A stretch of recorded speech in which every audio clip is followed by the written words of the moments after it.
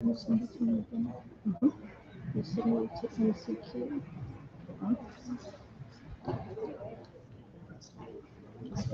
Because I think I have two addresses for you. Maybe.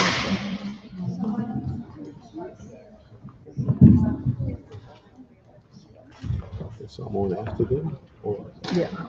You go up with I think the lady look at here. Let me see where you go on here. Is this the right one? MC. I just put form.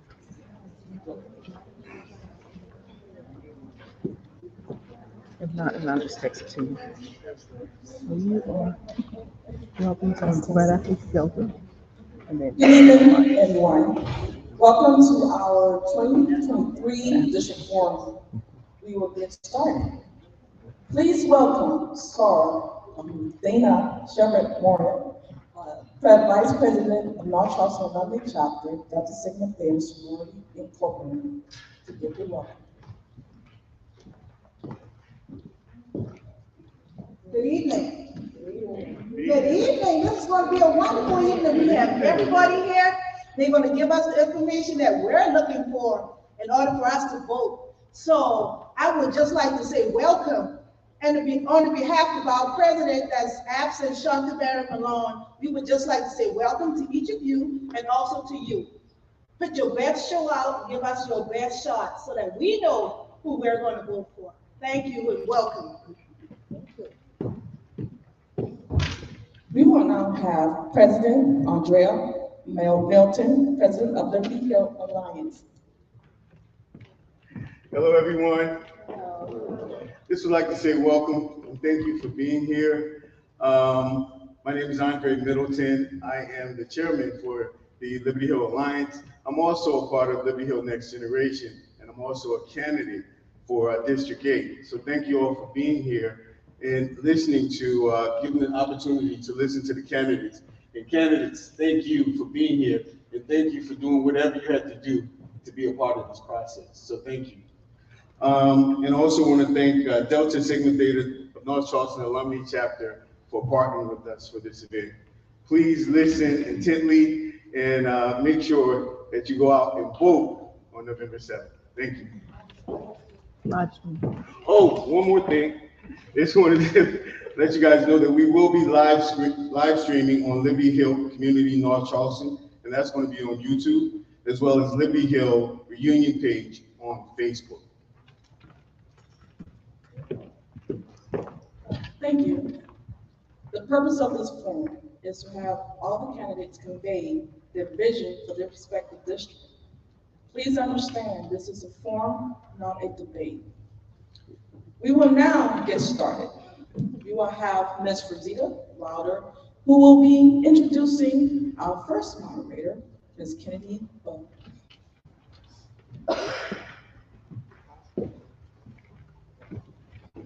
Good evening. Kennedy Page Buck was born and raised in Bowie, Maryland, and is a 2022 magna cum laude graduate of Hampton University.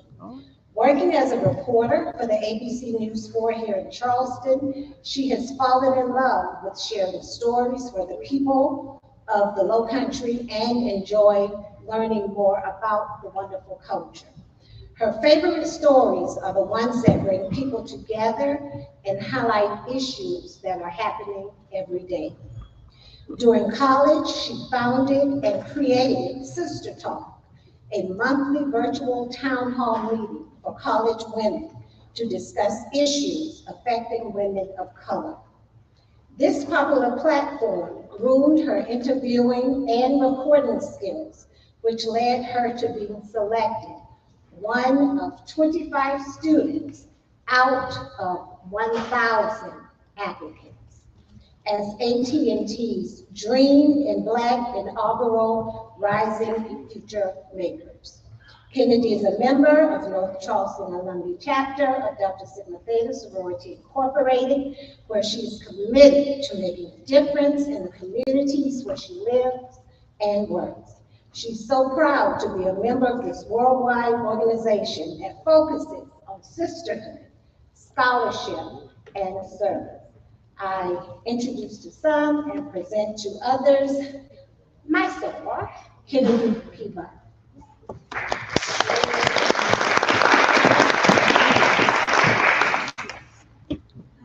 Good evening, everyone. Just like you said, my name is Kennedy Page Buck.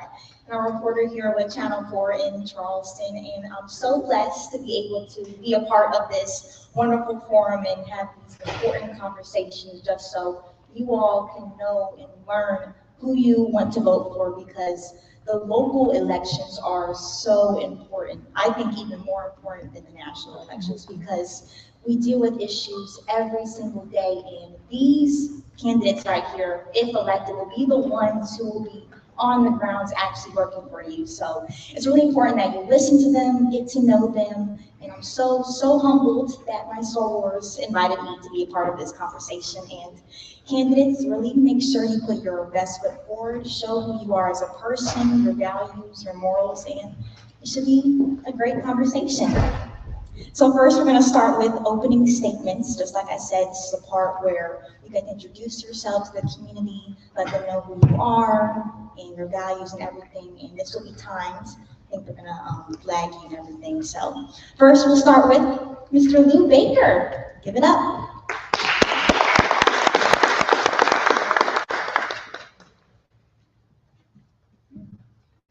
Hi, my name is Lou Baker. I'm a veteran of the Navy submarine service. I've lived in the district of District 3 for 34 years. I've served as the president of civic associations in Northwest States around the early 2001, around that area. And I currently live in Deer Park, and I've served as the president of the Deer Park Civic Association going on over 7 years. Okay. We in Deer Park have a lot of situations where people are trying to rezone different properties. We've been to City Hall close to 20 times in the last 7 years.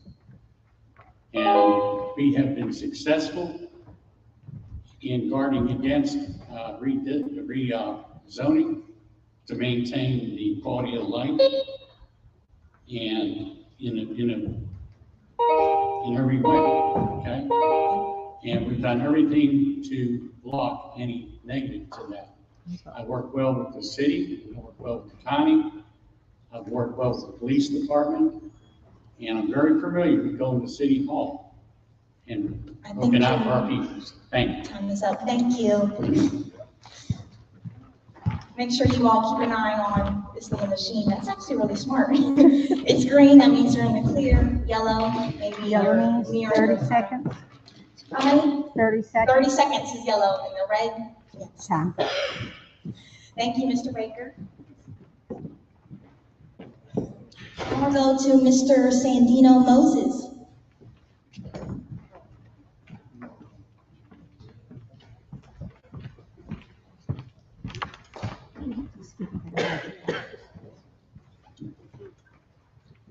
Good evening, everyone. My name is Sandino Moses, and I'm from a little small town called Bishopville, and it's in South Carolina.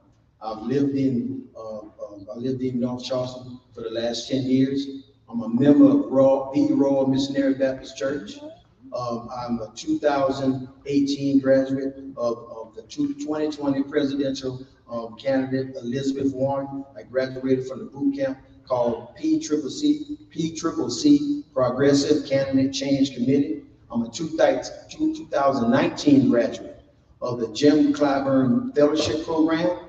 I'm currently on the board of trustees with Follow the Father, Inc., where we steer young men and young women in the right direction of paying their child support and being model citizens. And also, I've worked at H.C. Cochran for the last 2 years with kids with autism.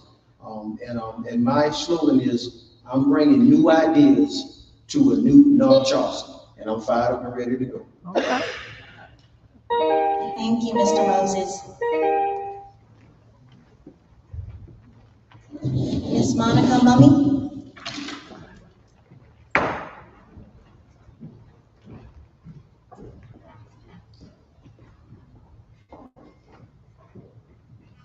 Hello, my name is Monica Mummy. I am a 30-year resident of the city of North Charleston. I live in Northwoods Estates. My family are homeowners in that area. In the last 2 years, since all of my children have moved away, I've become increasingly involved in city organization and zoning and funding in our city, and I've become quite concerned over the lack of infrastructure being invested in my community. There has been inequity in funding across the city, so my concerns I have taken to city council. I felt like I've not gotten very good, clear answers at times, and I thought long and hard about what more I needed to do, and as a resident just showing up at city council, I didn't feel like I was getting very clear answers, so I decided I would cut back on my work hours as a nurse and try to invest more time in making sure my community in the district of North Charleston District 3 is provided for adequately in the future. Thank you. Thank you, Ms. Mummy. Mr. Maurice Ray.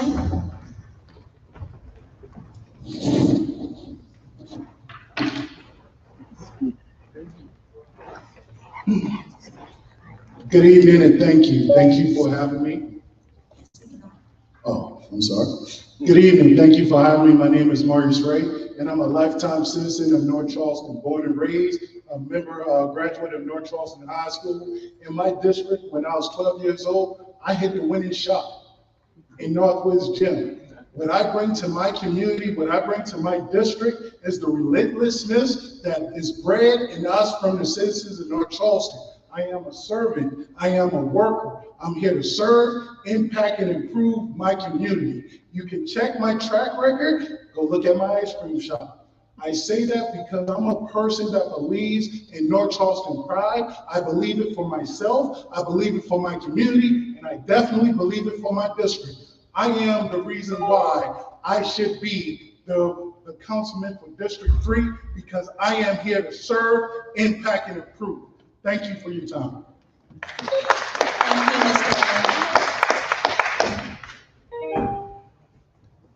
you, Mr. Mr. Chuck Stone.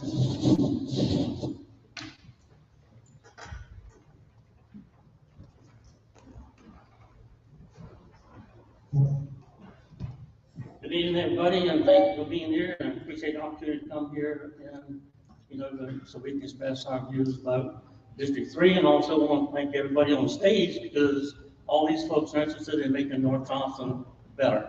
So I'm a native of North Charleston, 45 years experience in management, 30 years in public works, retired from Charleston County Public Works after 20 years in 2013, and currently president of Northwoods Village Homeowner Association, which is off Crossroads Drive. So look forward to being part of this tonight, and thank you for letting us all be here.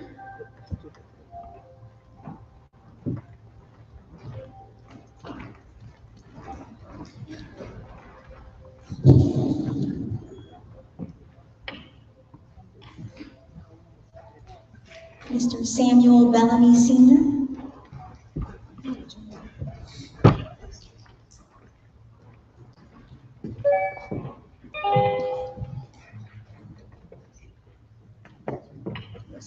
Juniors. Good evening, everyone. My name is Samuel Bellamy Jr., candidate for North Charleston City Council District 4.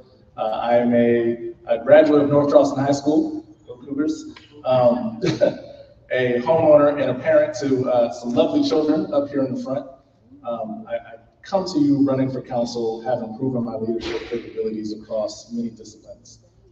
In my neighborhood where I serve as an HOA board member, former School Improvement Council Chair of Fort Dorchester High School, former member of the North Charleston Criminal Justice Coordinating Council, and currently where I serve as the North Charleston City Planning Commission member. I'm not a career politician, but I am someone who is looking to make a difference to make sure that North Charleston remains the best place to live, the best place to raise a family. And I look forward to staying committed to hearing your voice and making sure that we make North Charleston a better place to live. Thank you. Thank you.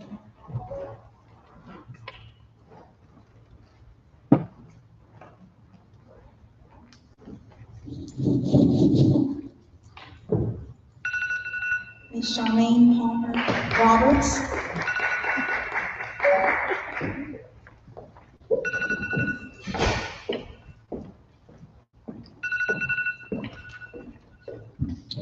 Good evening. I am Dr. Charmaine Palmer Roberts, a native of North Charleston, born and raised here in Liberty Hill, the oldest community in the city of North Charleston. It brings me great pleasure to stand before you tonight. I am a resident of Coosaw Preserve. My platform includes safety, public safety, quality of life, economic development, and infrastructure. I am running because I am the best person to represent District 4 and to collaborate with my fellow council members and our new mayor to carry out the concerns and the needs of our residents. I know what it takes to be a leader. I know what it takes to be conservatively manage a budget. I've worked with both the state, the federal government, corporations, as well as corporate sector. I am laser focused. I will work tirelessly for my residents by delivering the results you deserve. Through strong leadership, hard work, effective communication, and a love for District 4 and the city of North Charleston, I will serve you. I am Dr. Charmaine Palmer Roberts, a resident of Coosaw Preserve, a candidate for North Charleston City Council, District 4, and my platform includes public safety, quality of life, economic development, and infrastructure. I'm also a graduate of North Charleston High School. I'm a member here of Royal Missionary Baptist Church. I'm a trustee. I was a founder and a part of the building committee that built the building you're sitting in right now. I have ran multi-million-dollar corporations, and I can run the city. Thank you. Thank you.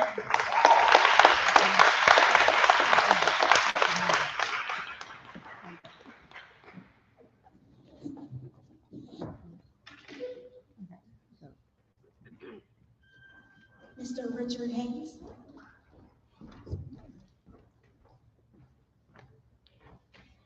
Good evening, I'm Richard Hayes, running for City Council, District 4. I graduated from the United States Air Force Academy. I had 30 years in active duty United States Air Force, managing over 400 people and over $100 million a year budget. I know how to manage budget and I understand leadership. For the past 22 years, I have been working with the HOA at Coosaw Creek in District 4, working with the city of North Charleston. I am the most experienced candidate working with the city. I've been to countless planning meetings, zoning meetings, city council meetings, and we have made a difference in the corridor up at Dorchester. We have made a difference in the drainage plans of contractors that come in and have plans that both the Corps of Engineers seem to gloss over, but we have challenged them and we have won. We know how to make things work in city council. I am dedicated to making our city prosper and safe. Thank you very much. Thank you, Mr. Hayes.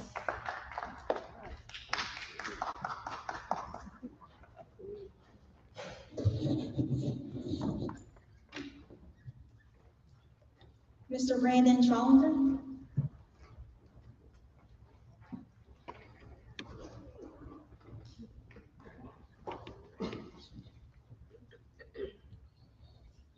Thank you very kindly, and thank you for having me here tonight.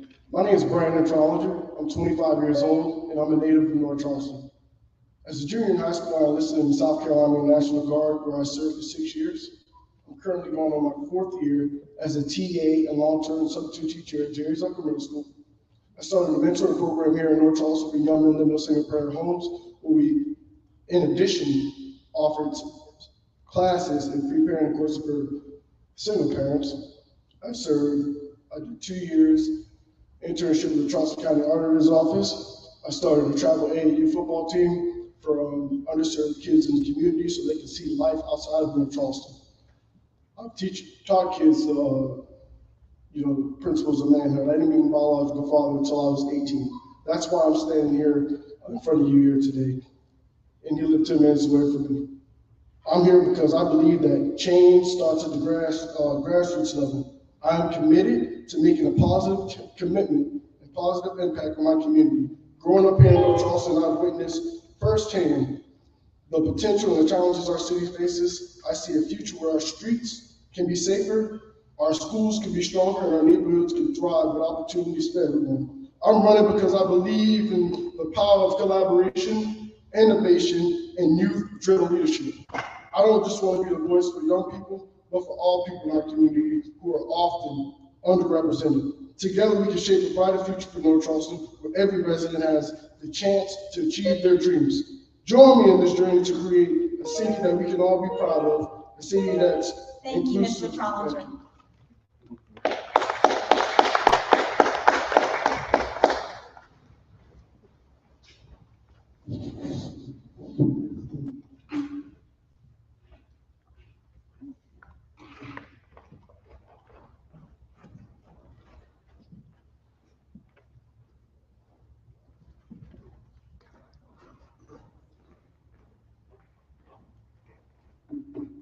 Hello, everyone. How are you? My name is Andrea Bailey Erb. I am a 36-year resident of North Charleston. I grew up here, I lived here, I was born here.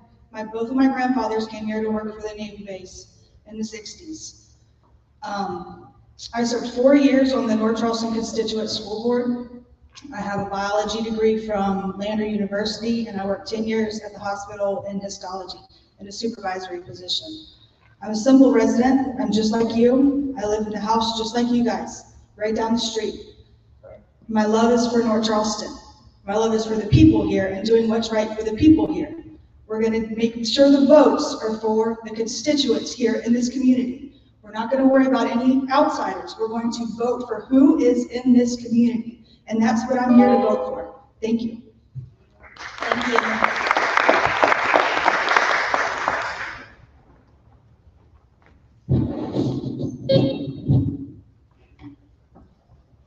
Ms. Nefertiti Brown.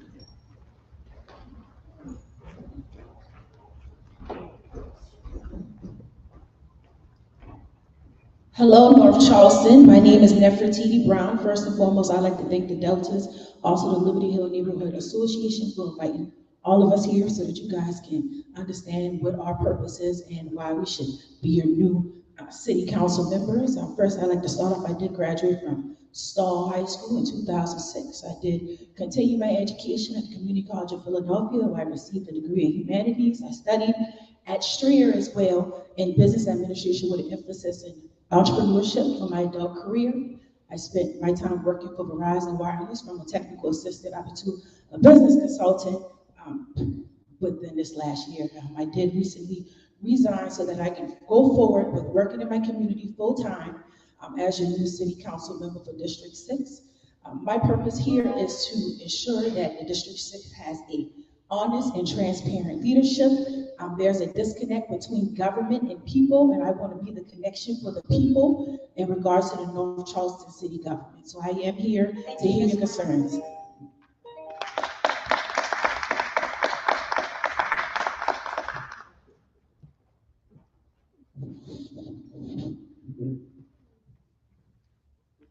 Mr. Alton White.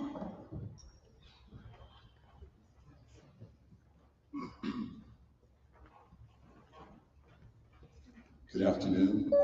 It's a pleasure to be here. My name is Alton White. I'm a candidate in District 6, North Charleston.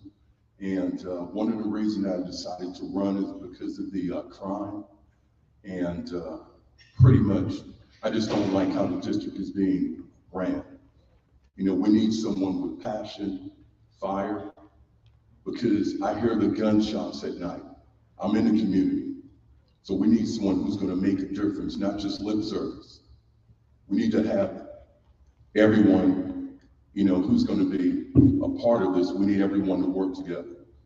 So my background, 25 years finance. I've been in the district about 27 years, and I'm looking forward to making North Charleston better. Thank you. Thank you.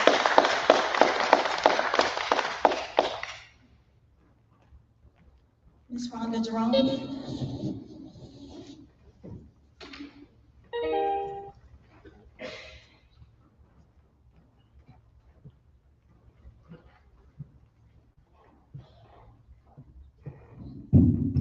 I'm gonna bring this down because I'm short. So Rhonda Jerome, I am running for re-election for North Charleston District 2. I've served in this seat for 20 years. Over that 20 years, made great strides. We've done flood studies for the Pepper Hill neighborhood. We did a revamped $2 million rehab on the Pepper Ball Field. We bought Miller Park Community Center. We bought land for Colony North Community Center. We've had turn lanes, we've had parks built. But it takes everybody working together. And it bestills my heart to see all of these candidates up here, because in January, there will be a whole new mayor and city council that is going to run the city of North Charleston. So in my 20 years, I've graduated from the Municipal Association of South Carolina for their regular, their advanced, and their continuing education leadership program. Thank you, Mr. Long. Is that it? Yes. I'll catch you next time.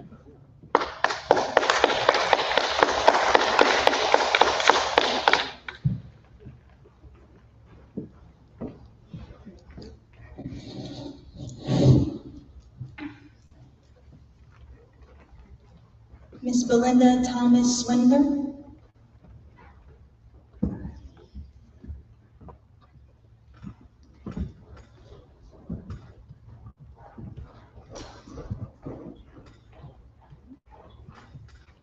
Good evening. My name is Belinda Thomas Swindler, and I am the person here desiring to serve in District 5. I am a graduate of North Charleston High School, when we were better known as the Blue Devils. I'm also a graduate of Winthrop College. I have long time been a person with a heart for North Charleston. I was born and bred here. I have watched people in this community and been mentored by some of us that ever passed through our city and our government. My heart is committed to being a servant. I have a servant heart. I have a faith foundation that is unshakable. I am ready to serve the city of North Charleston.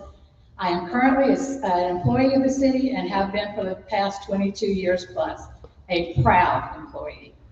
I appreciate you tonight and look forward to meeting each of you later. Thank you. Thank you.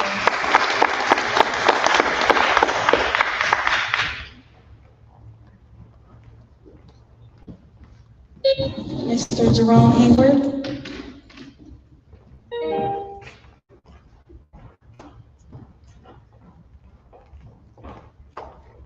Good evening.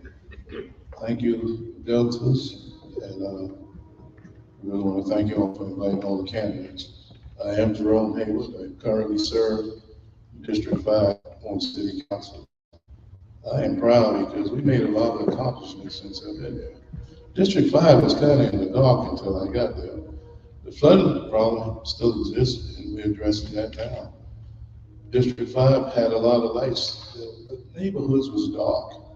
We had a lot of neighborhoods in District 5 that didn't have the quality of life stuff, sidewalks, things that every neighborhood should have. And I've addressed every single thing since I got down there. And we just got started. The community asked for the police audit. We did that. The police asked for the nonprofits to come in and help them with the crime. We did that. And I'm proud to say I was behind every last one of those efforts. We just getting started. And District 5 is never going to be neglected again. Thank you, Mr. Hayward. Thank you very much.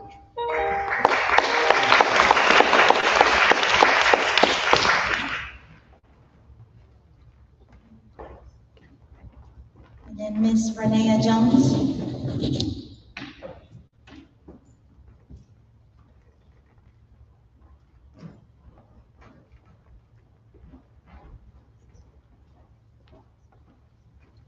Good evening, everybody. My name is Renee Jones. I'm running for District 3 North Charleston City Council. I do like to thank the Delta sorority for inviting me on tonight and also being up here with the rest of the candidates. I have been in North Charleston for the past 35 years. I have adopted the name of the neighborhood auntie for the younger generation, and I do applaud the other younger generation for running for city council. That's a big deal. I just want to let y'all know that. Also, I am a young professional of funeral service at the Palmetto Mortuary. Also, I run a small group for domestic violence, advocating for women, men, and children. Also, 1 minute. 1 minute. So I'm just, my platform is pretty much changing, the safety of roads, the Thank you, Ms. children. Jones. Thank you. Did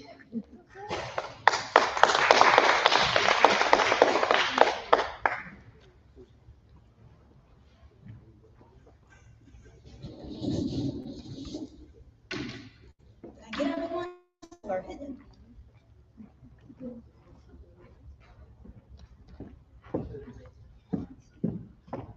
Perfect, thank you all so much. You all will have a lot more time to put some of your values in those questions. So we're gonna go in order of district. So we're gonna answer the first question, and if you need me to repeat it, I'll repeat it anytime each of you come up. So that first question that they're gonna be answering is, what is the most pressing issue facing your district?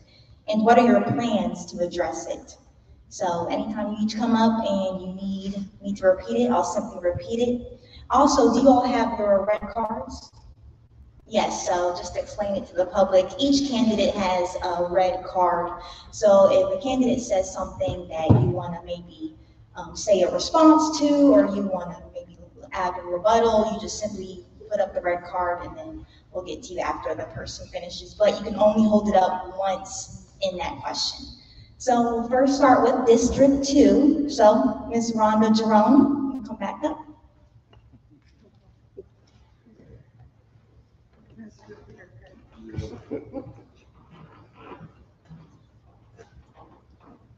You need me to repeat the question? So the most important issue that District 2 is facing right now is the crime against the Hispanic population. Not only personal crime, but property crime. What is happening is this crime is leading into the human trafficking that is going on in the hotels in the Midland Park area. I serve on the Tri-County Human Trafficking Task Force, and I plan to work with SLED and Homeland Security, have them placed within the police department to address this. We also passed the lodging ordinance this year, which puts the hotels on notice. So after so many violations, the city will actually have the power to go in and pull their franchise and shut them down. It is a major issue, and it is one that has to be addressed immediately. Thank you.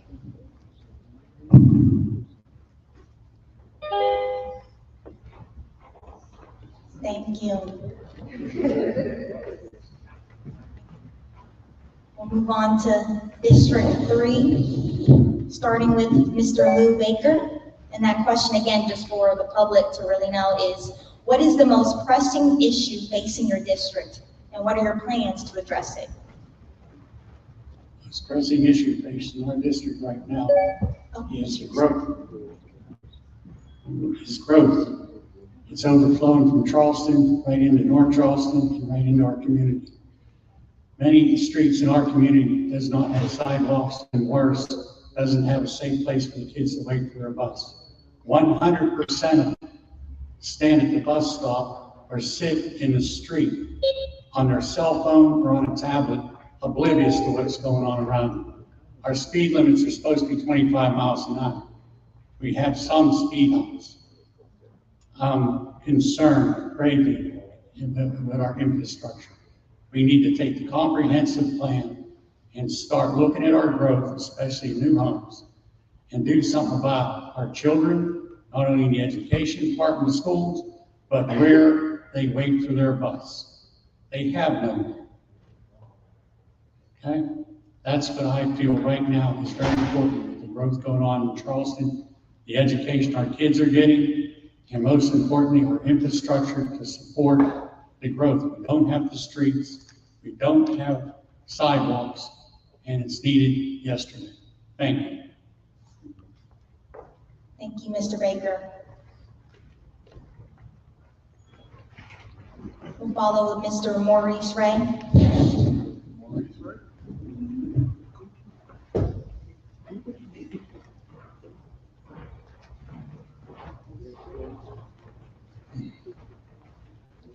So the most pressing issue inside my district, I would have to say, is safety. I do thank Lou Baker for bringing up the infrastructure. I believe that's part of safety. I do agree with my fellow constituents about the sidewalks and the kids' safety. I believe all that is important. And I believe how we tackle this issue is through unity in the community. Having systems in place where we are not only accountable to each other for emergency purposes, but have systems in place that we can show a united front in front of our city for our district. My district has been fighting for years, over 20 years, about a lot of issues inside the district. Now's the time for our district to unite together and become a fist and make a true impact to properly serve our district. Thank you. And again, I'm Maurice Ray, District 3. Thank you. Thank you, Mr. Ray.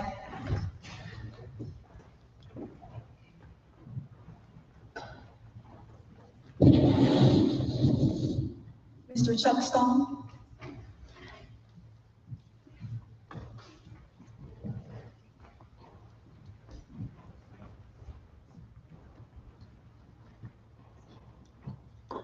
As the previous candidates have spoken to, but the primary issue that we've had to deal with is Northwood Village Homeowners Association is crime in our area. It got so bad at one time. We worked very hard with the police department, and they worked very hard with us, but they only can do so much. I was on the train, Amtrak train, coming home Monday from Raleigh after staying with my grandson for a week, and I decided I'm going to visit North Charleston. So I put in my iPad, crime in North Charleston. And after all the articles came up, I started going to Savannah because it was like 1 in 19 chances of having you being a victim of property crime. This was from last year FBI. Or you could be 1 in 87 being a victim, chance of being a victim of violent crime. In our association, we reduced crime by 99%. We installed cameras on every street plus a license plate reader. And because of that, we reduced crime by 99%. And working with the police department, some of them don't believe the cameras work, so they can drift in there. Next thing you know, we've got a video of them, we've got a picture of them, and we also have a license plate number, and all that goes to the police department. And because of that, they've been able to arrest a lot of these people. In regard to infrastructure, we fought for years to get sidewalks on Crossroads Drive. And I must say, I'll just have to give credit to our current council member who probably got tired of us putting pressure on her. But because of it, we got sidewalks on Crossroads starting in a couple of months. Thank you.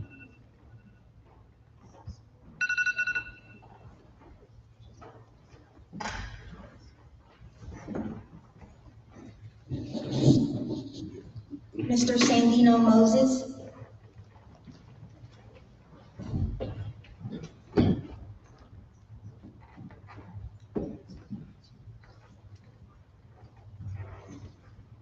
Excuse me, I have a question. We get 2 minutes for this, yes, to answer this? Okay. Okay, members of and residents of District 3, my most pressing issue is we need a community center. In 2019, there were over 4,000 residents in District 3. Now, it's 4 years later, it's over 6,000 residents in District 3. So again, my pressing issue is to build a community center. And what am I going to do with that community center? I will use the community center to host monthly meetings with the residents of District 3, to share news about council decisions up for consideration before they become law, to get feedback, hear concerns and ideas from the community, and address complaints and words. I will make myself accountable to the people of District 3, whether they vote for me or not. I will also host quarterly job fairs using my contacts in the business community and with government officials, as well as create new contacts to host employers with good paying jobs that can support the community. I will use the community center to regularly host programs like Homes to Own programs, which teaches people how to repair their credit, save for the down payment on a home, and navigate the path to buying or having a home ownership. Our community must create, preserve, and grow its wealth. If we are to hold back gentrification, our gentrification in our neighborhoods in District 3. The community center will be a home for programs that benefit, nurture, and protect our young people, such as the Building Better Bridges program that I became a part of with Follow the Father, which I probably was involved with. But I will not wait for a community center to build. I will not wait for a community center to be built. Until it is built, I will find other sites to host these monthly meetings and programs. I will be at work for the people of District 3 from day one. Thank you. Thank you, Mr. Moses.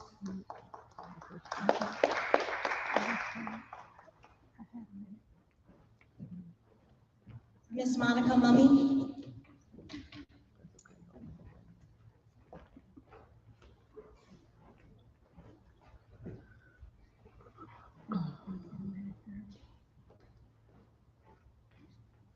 Good evening again.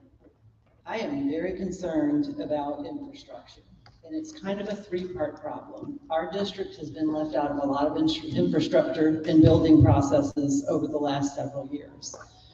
We have properties that are owned by the city of North Charleston that have not been properly maintained. Those blighted ponds in my neighborhood are contaminated. They flood, they create safety issues for my community. My community has brought that to city council for over a decade. They've done a survey recently on those ponds and have come up with a $7 million dredging fix because they've been so underserved for so long. We had flooding last August in 22 from a storm, not from a hurricane, but from a simple rain event. The city owns the property, it's blighted property, they haven't fixed it.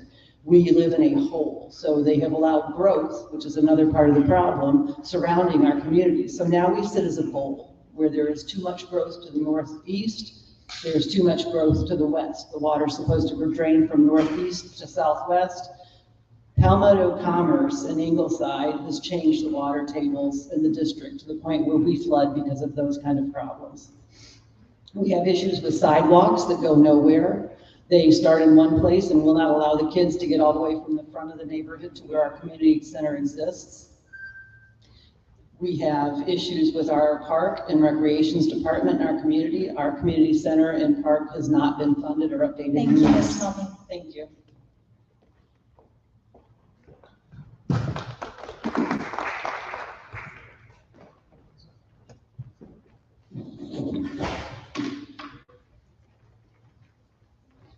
Ending out District 3 with Miss Renea Jones.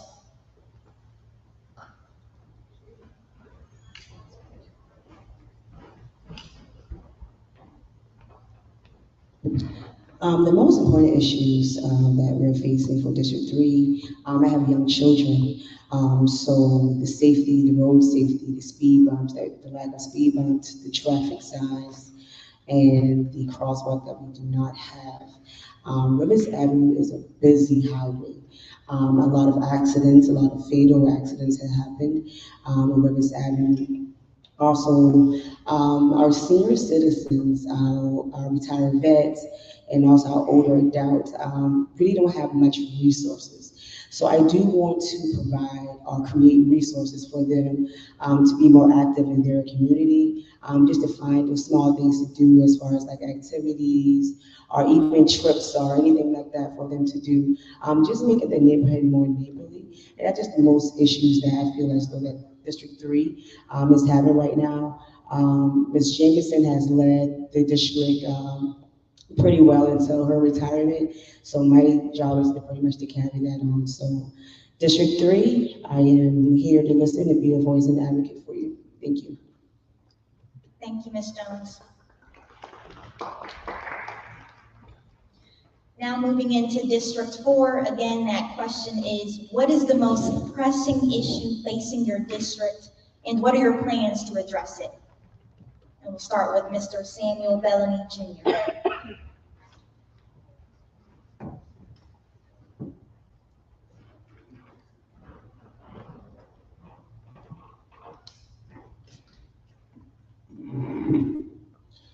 Thank you. Again, as a candidate for North Charleston City Council District 4, this area is where Dorchester Road and Ashley Phosphate kind of meet alongside of Patriots Point. One of the most pressing needs, and one that I talk to my residents the most about, is infrastructure, particularly when it comes to traffic. With 30+ families moving here every single day, traffic going up Dorchester Road, up Ashley Phosphate, getting to 526 is a nightmare. That's why, if elected, I would wholeheartedly support the Low Country Rapid Transit Project. I believe it has the ability to reduce traffic times and reduce our commute times. It also gives additional options to individuals with limited mobility and no transportation at all, giving them access to administrative services, recreational services, as well as more job opportunities and educational opportunities as well. So I wholeheartedly support the Low Country Rapid Transit Project. And between that and regular maintenance on the roads that we have currently, I believe those things will really help us a lot with the traffic issues. Thank you. Thank you, Mr. Bellamy.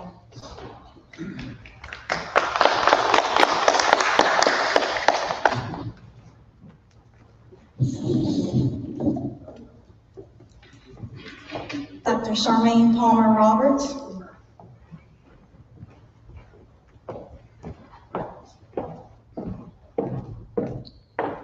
Good evening again. Like Mr. Bellamy stated, infrastructure is an issue in District 4. We have a lot of new development, a lot of new homes being brought into our district, but the Department of Transportation is not doing a great job in mitigating the factors regarding traffic.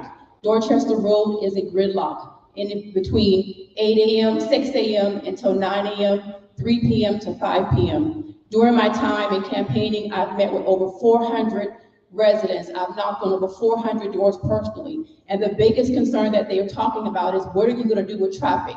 I wish I could wave a magic wand and make it work, but I would have to work with the Department of Transportation. The relationships that I've built with state and federal agencies and agents, federal judges and state judges will help me to bring a better resolution to the table. So my goal is to focus on infrastructure for my district, as I've heard those concerns, work with my fellow council members and the current mayor, and when developers are trying to come into District 4, ensure that they have a true plan of action, weighing all the pros and the cons as it relates to the new developments, and making sure that there is leeway for us to get to work, from work, and so that our children can be safe. Thank you. Thank you.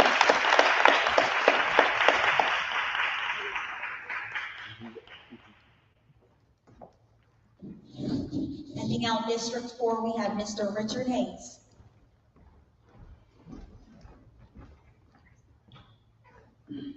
Thank you again, and he's right, and she is right. Traffic is a major problem in District 4, but I've knocked on several hundred doors and talked to many people, and their number one issue to me in District 4 is crime and public safety. I was appointed by the Councilman Ron Brinson, and I was on the Mayor's Civilian Police Commission for 2 years. In that time frame, we were the ones that got the mayor and city council to put body cameras on every patrolman. And we were the ones that got them to do the racial bias audit and now implementation. And I have been talking to Chief Gomes and said, what can we do to increase the police and lower the crime? And he has said that, you know, they need to continue their community policing and working with the neighborhood leaders. That's how you do it. Second, we need to provide competitive wages for our policemen. And we need to increase our technology and cameras. That's what they would like. But crime is not all police. It's a two-pronged effort.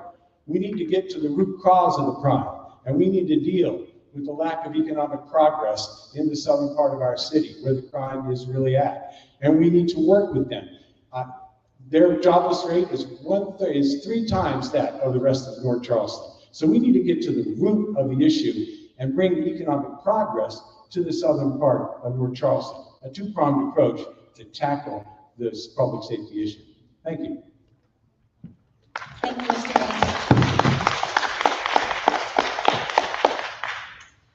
Moving on to District 5.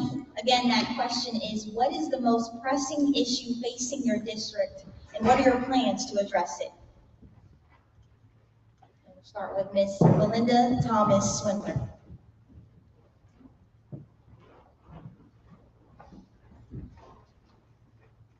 certainly not only in District 5, but throughout our city, but in ours, my attention there and with everyone, would be the fact that we are having so many developers come in and build. How do we protect our communities that are already here? I think we need to go be at the table when they come in, they present what they want to do, what they're bringing to the table, and we need to be able to navigate some of that along with them, not them just come in and take over. Our communities have been built here for years. We need to be attentive to them, we're invested in them, and we need to protect them as best we can with the new development, but also the development that will benefit our city in the most positive manner. Thank you. Thank you.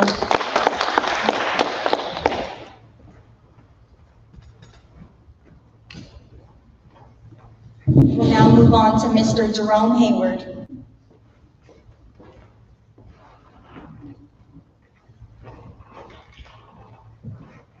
Thank you very much. The number one issue in District 5 is crime. We have 15 to 16-year-olds blowing each other's heads off. Part of poverty is the mother of crime. And we have 6 districts in North Charleston. In the 6 districts we have are represented by African Americans. And most of our districts look like third world countries, little to no resources. But hopefully with the new mayor, we can get something changed, right? 7 African American make over $100,000 when we have 1,700 employees. You talk about economics not being fair. Hopefully we can get a new council that's not gonna come in and rubber stamp. The stamping days, I think, is over because some of them gonna get elected and I know they don't have stamping in their blood.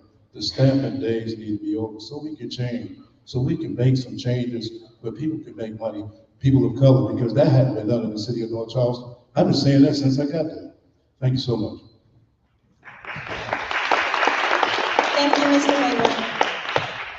Move on to District 6. Again, that question is, what is the most pressing issue facing your district, and what are your plans to address it? We'll start with Ms. Andrea Bailey Erb.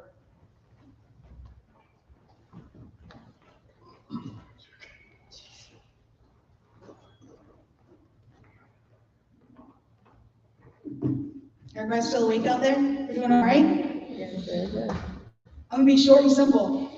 District 6 has not been heard in 20 years. We've had no representation.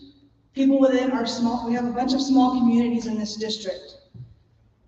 88 homes in my neighborhood. You get 200 people together and they fight and they fight and they fight, and they grow weary and they get exhausted.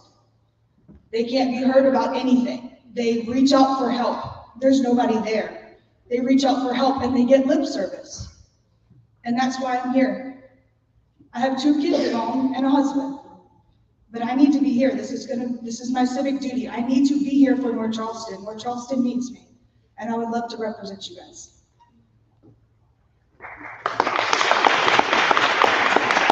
Thank you. We'll now move on to Ms. Nefertiti Brown.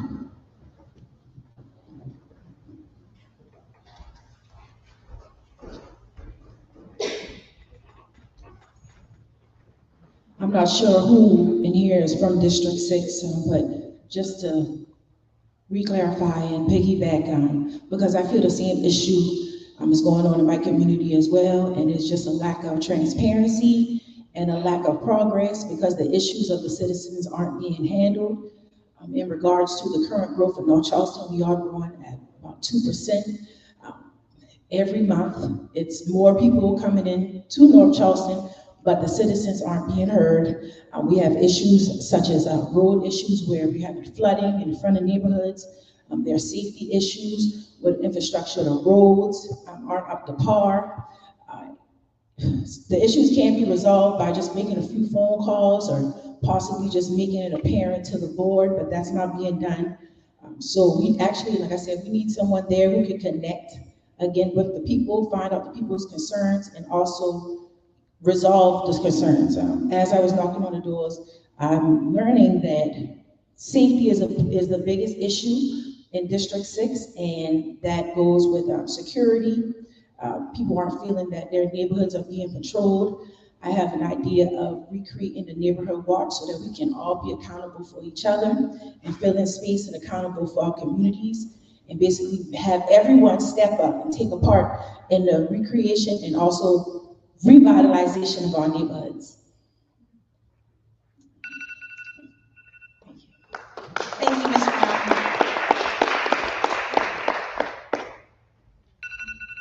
Mr. Brandon Trollinger.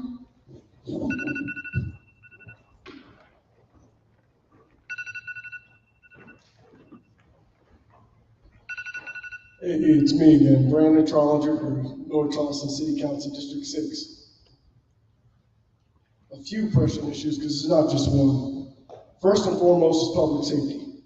And before we can address the public safety issue, we first have to address the education deficiency within our communities. We have community centers that are just sitting there. And we have residents of North Charleston that have to pay to use these community centers. If you're a resident of North Charleston, for one, you shouldn't have to pay to use a community center. That's number one. Number two, instead of waiting on CCSD to take care of our problems and keep shooting to the top and waiting for them to answer our call, we need to go to the root of the problem, start at the bottom, and figure out ways that we can implement programs, 24-hour programs, in our community centers. We implement 2 SRO officers related to that community so we can bridge the gap between law enforcement and the community. Okay.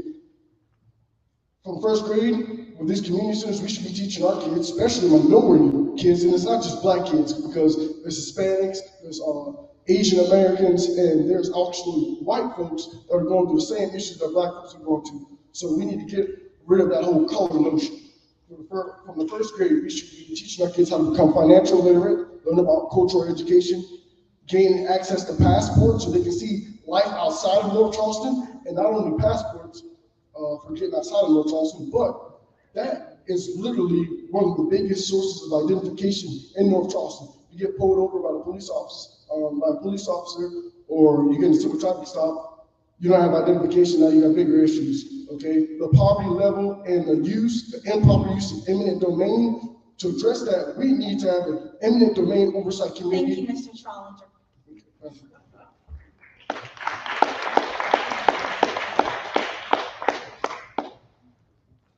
Ending out District 6 is Mr. Alton White.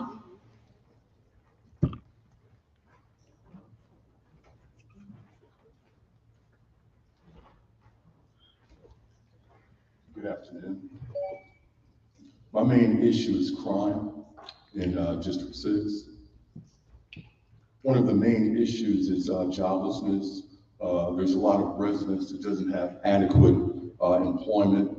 That causes a lot of crime. It's not an excuse, but it does. My goal is to set up a substation in every high crime area with a police officer 24/7. I believe that's in our budget. Also, we have to have some way to bring the community and the police department together. There's a distrust. Okay, I was at a city council meeting recently. There's over $1 million that being spent in Coosaw Creek over golf. That's not even that important. We need to spend those dollars in the high crime community areas. Also, we need to spend, like I said, spend the money in the high crime areas, reduce spending money, unnecessarily. Try to create jobs, contracts where we can have funds to where the crime is going to go down and everyone can make a good living. No one should have to live in poverty like that. The crime should not be like that. But again, the main problem in District 6, I would say, is the high crime. Thank you. Thank you, Mr. White.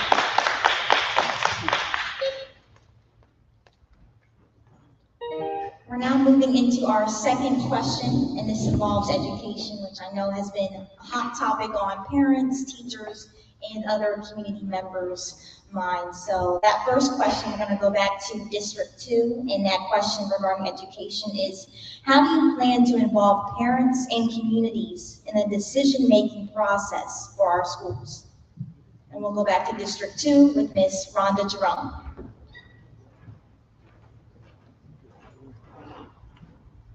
It's very hard to hear. So unfortunately, the city of North Charleston has no control over what the Charleston County School District does. But it's important that we have a good relationship with the school board and the superintendent. As long as we're working together, I think we can get things done.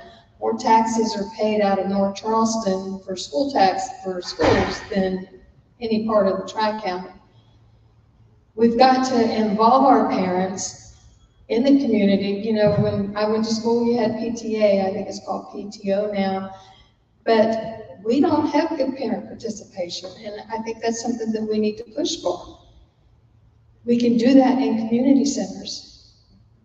Just having them come out, have a meeting, have a dinner, have an event, and encourage them to support their schools. For example, Midland Park Primary is having a Hispanic fair next Thursday. That place will be packed. We need that at every school and every community center. Thank you. Thank you, Ms. Jerome.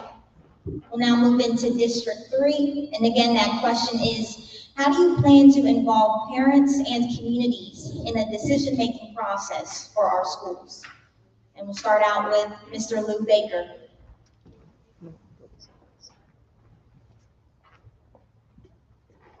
Concerning that problem with the schools right now, we definitely need to involve the parents, and it starts with the basics. Okay, getting the parents on special meetings with the school and with the kids involved, get involved in programs generated to give them some intelligence. Right now, AC Cognitive, okay, has dropped another 20% on their grade average. Folks, we got to start encouraging the parents, put the tablets down, put the phones down, and put a time limit on how long the kids can be on those things. Okay, and then start personally finding out what's going on with the kids in school and how we can help, and let the parents start also getting involved. We need to look at, with Charleston County together, look at what we can do to pay them. Okay, encourage people to stay on the job. Okay, they're going to get to learn the kids as they go through the school, and they're going to learn their needs and be able to convey that to the parents and the teachers. That's where it all starts right there, and it's going to start at home. And I know that probably steps on people's toes, but it's the truth. I see it in grandkids. Okay, thank you. Thank you, Mr. Baker.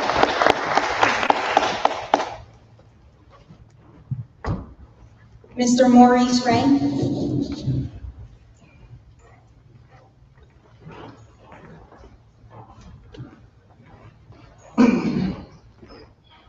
How do I plan on bringing pretty much our community together, right?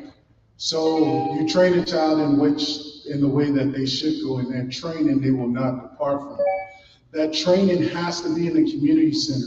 What do I mean? The amount of revenue North Charleston generates, it amazes me why we don't infiltrate the system by empowering our community center.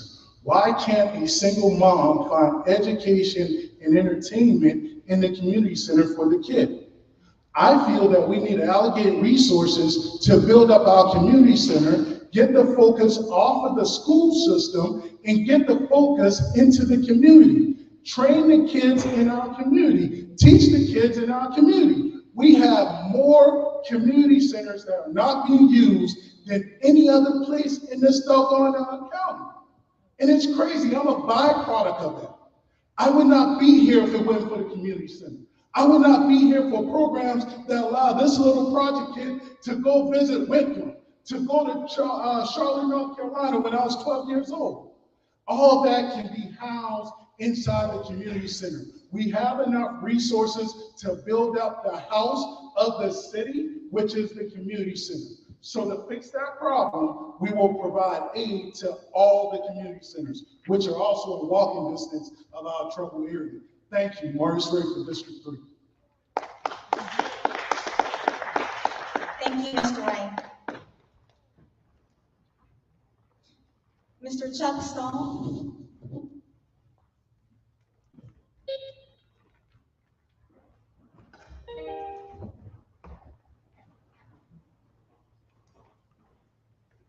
I think it's very important that the communities, come together, the parents, everybody come together with set goals of where we're trying to go.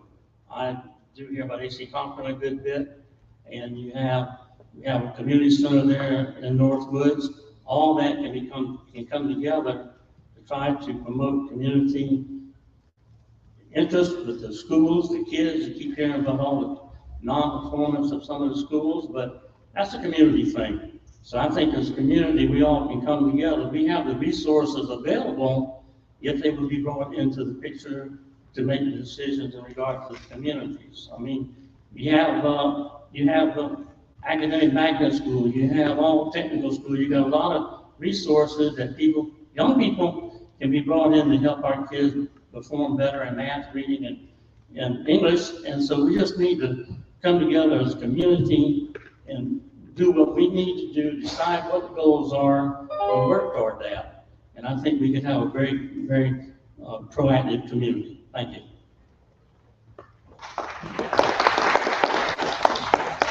Thank you, Mr. Stahl. Mr. Sandino Moses.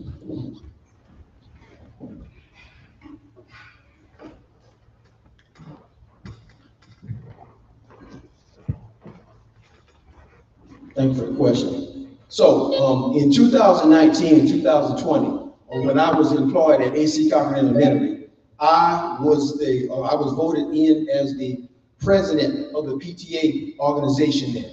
So it's a plethora of different ways we can get the parents more active in education. Number one, I talked about it first tonight, building a community center to attract the parents to showing up at the community center and talk about what's going on in CCSD. Number two, I just talked to the parent advocate at AC Conklin Elementary last week, Ms. Bryant.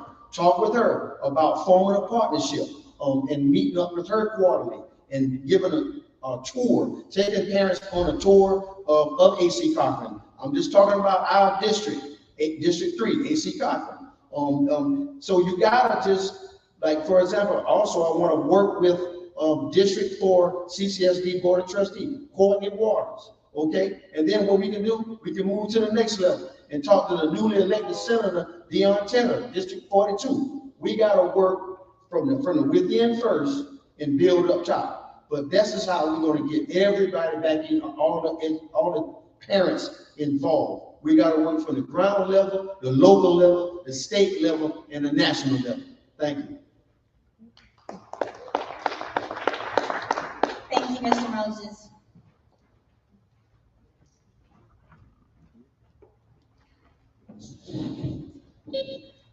Ms. Monica Mummy.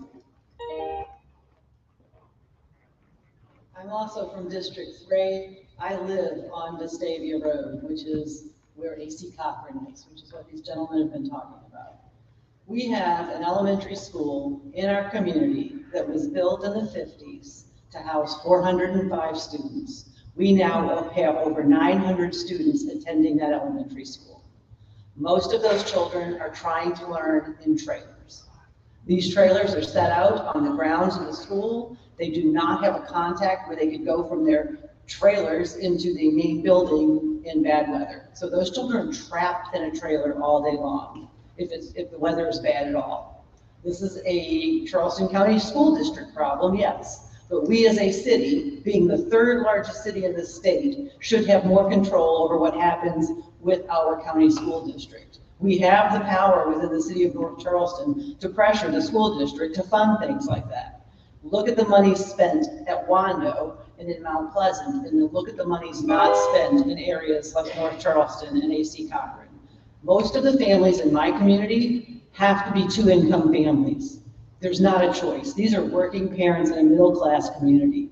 So you don't have the ability to say, well, the mom or the dad can come spend the day at the school. These are hardworking families trying to get through with their kids. So we need to make sure that the school district is providing the things that those children need to succeed. Working out of trailers and being trapped in a small tin can all day is not providing the right environment for children to learn in. Equity is the problem, equity and funding. Thank you, Ms. Moore. Ending out District 3 is now Ms. Renea Jones.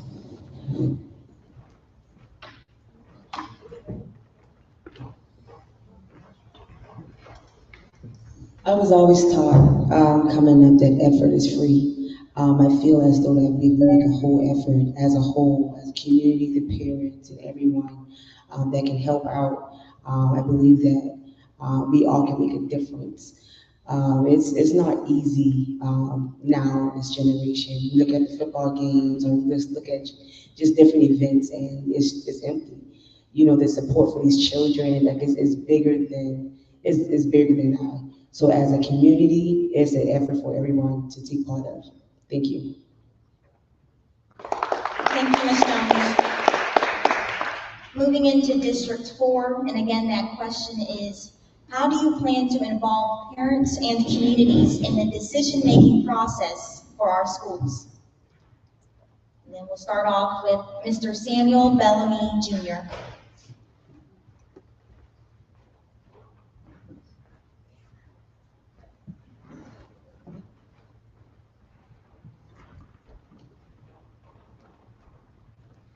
Thank you. And I want to make sure that I answer the question appropriately. The first thing I need to say is City Council has no bearing on what the school district does. The best thing that we can do is allocate resources to help provide wraparound services and support services so that the schools aren't relying so heavily on the teachers to do some of the other things. So like some of the other candidates mentioned, community centers, after school programs, all of those things are great. The most important thing that I think we can do is stop assuming that parents don't want to be involved. Because we're not being paid livable wages, some of our parents have to work more, so they're not able to come to some of these things. So it just becomes a situation where we have to communicate more. When I was on the School Improvement Council at Fort Dorchester, one of the biggest problems was the times in which events were happening. Whether it's early in the morning, only a certain segment of parents are going to be able to come. Early in the afternoon, only a certain segment of parents are going to be able to come. In the evening, only a certain segment of the parents are able to come. So it's really about opening up those communication channels. And again, City Council, we can do our part, but a lot of this is really just making sure that we want to make sure that we communicate in a way that we would like to be communicated with. We can't tell people what to do. We can't mandate what we should do. And more importantly, City Council can't legislate any of the stuff that we're talking about right now. So the most important thing we need to do and focus on is understand that parents they're dealing with a lot, as my kids melt down in the front. Thank you, Mr. Bellamy.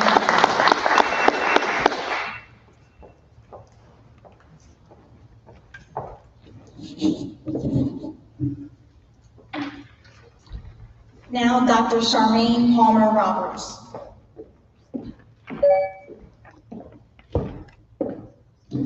Thank you. It's been previously stated that City Council has no duties or responsibilities or strongholds over education. That is mandated by the U.S. Department of Education, the South Carolina Department of Education, and it trickles down to the county departments of education. District 4 is tricky because although we reside in the city of North Charleston, we are zoned for Dorchester County.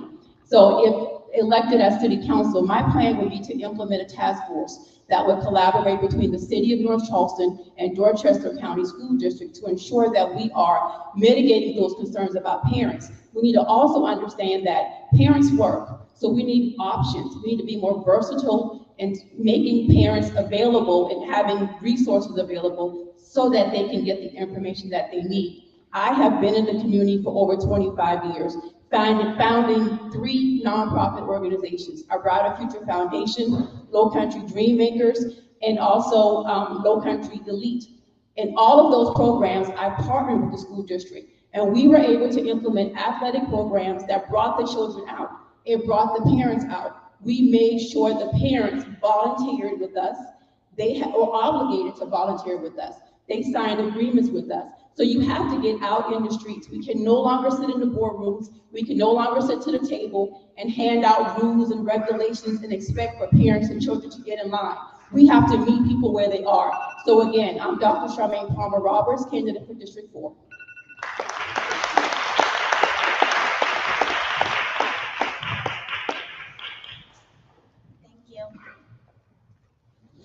Now ending out District 4 is Mr. Richard Hayes.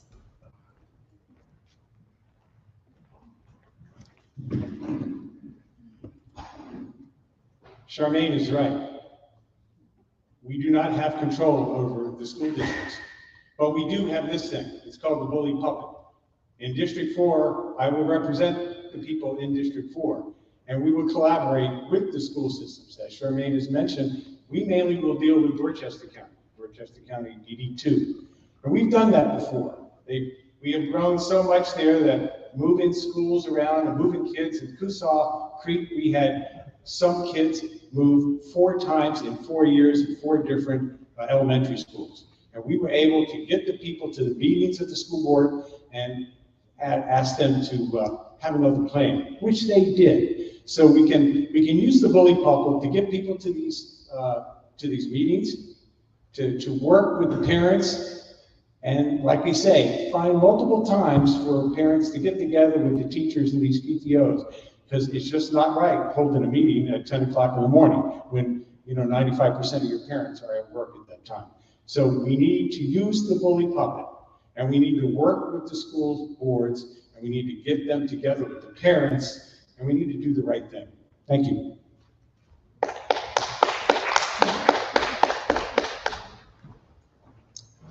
Thank you. We're now moving into District 5. And again, that question is, how do you plan to involve parents and communities in the decision-making process for our schools? And starting off, District 5 is Ms. Belinda Thomas Swindler.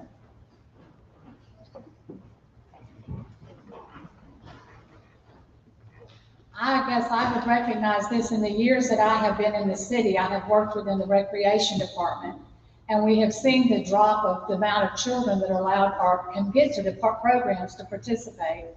I think one of our biggest challenges is to seek the way we can partner with the school system, with nonprofits that are successful in helping to educate children, that have people that are their teachers that are trained to help our children in reading and educational experiences. I think it comes down to not only partnering, but also finding a way to make it where parents can have a choice, or at least one of the parents. We know the home life has changed. It does start there.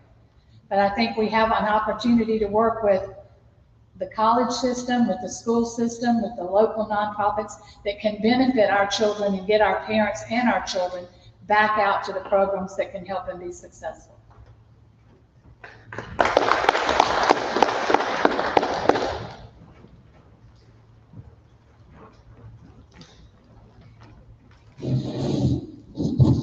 Thank you. And ending out District 5 is Mr. Jerome Hayward.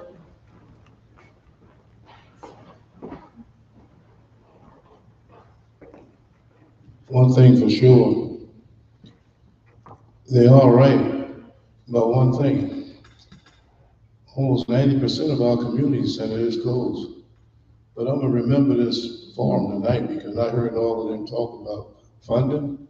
Y'all remember that, because I'm gonna depend on some of them to help us fund it, because we still hide behind COVID. Because that's what a lot of them holding on to, saying that we can't open the community center because of COVID.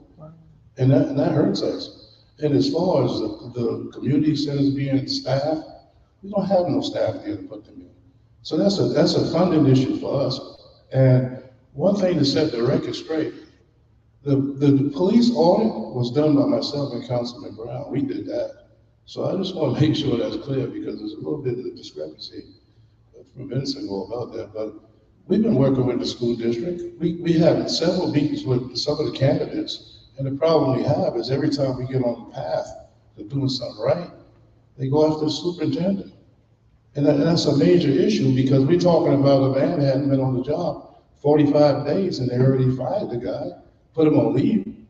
We've been trying. We already toured the school, myself, Councilman Brown, and Rhonda Jerome. We toured the school. We got schools in this city, 73 years old. Nobody's sitting in this room driving a car that old. So why we send our kids to schools like that? There's a lot we can do to help the school district, but the one thing it comes down to economics and the funding. And we take all the funding and we fix up all the schools in Mount Pleasant and West Hadley, and then look at the schools in North Charleston. Thank you, Mr. Hayward.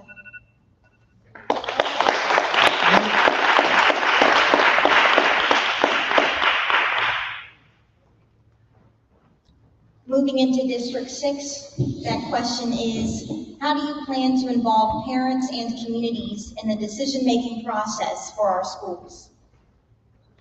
We'll start off District 6 with Ms. Andrea Bailey Erb.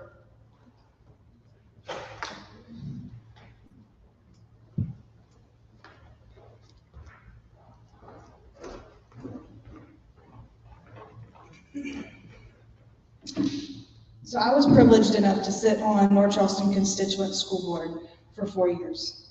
If you don't know, that board's main responsibilities are discipline. The things that I saw children do, teachers have to put up with, was obscene, and it made me scared for my children going to school.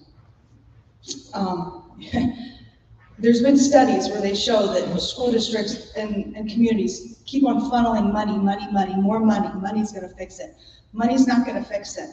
We've got to hold people accountable. We've got to hold parents accountable. They've got to show up for their kids. They have got to want to show up for their kids. Our teachers need to want to come to work.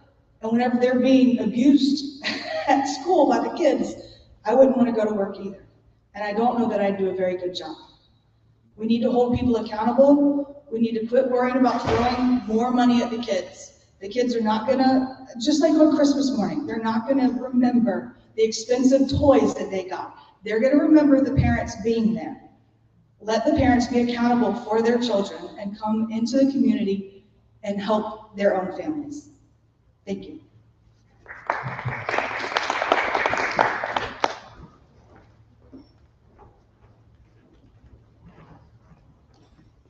Thank you. We'll now move to Ms. Nefertiti Brown.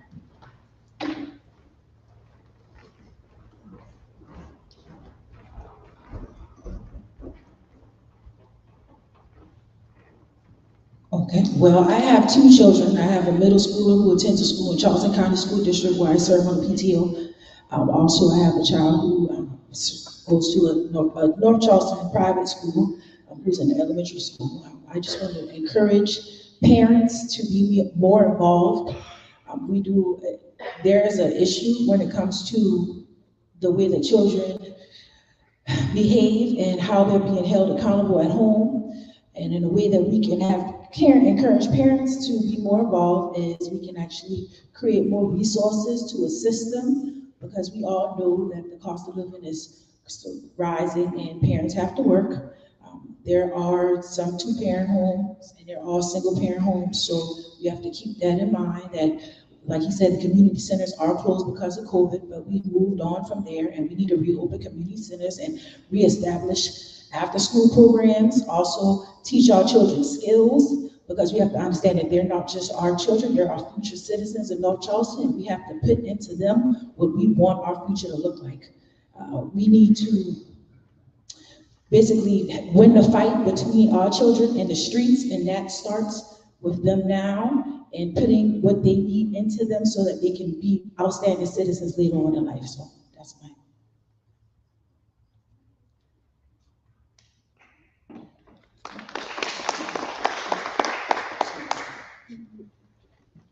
Thank you, Ms. Brown. We'll now move to Mr. Brandon Trollinger.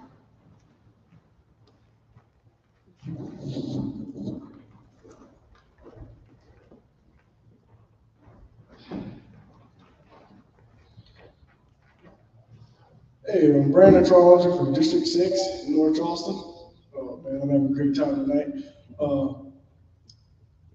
If you want to change the world, begin with education. Often, too many times, well, let's be upfront with you.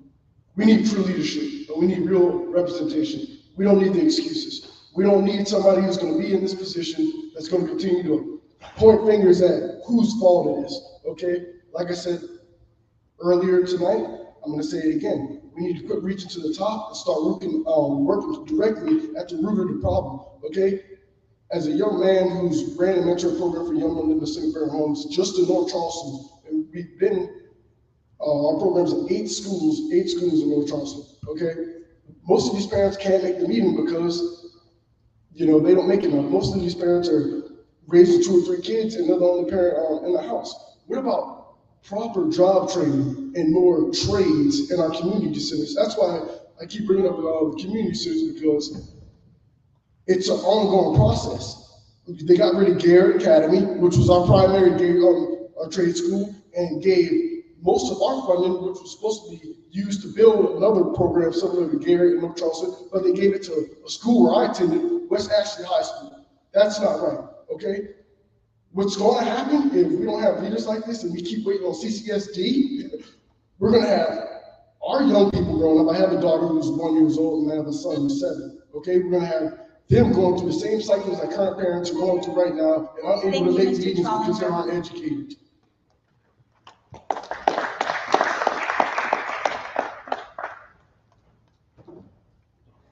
Now closing out District 6, Mr. Alton White.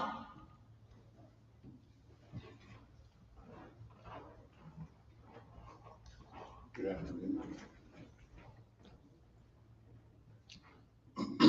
Okay, I'm a firm believer that everyone should be held accountable as far as the parents. We live in a world of technology, so we can have Zoom or any other thing to have these at different points of time. So really, there's not an excuse even if someone works. But one thing I do want to address, that we're dealing with parents that don't work. They need to be held accountable, and they need to be at the meeting.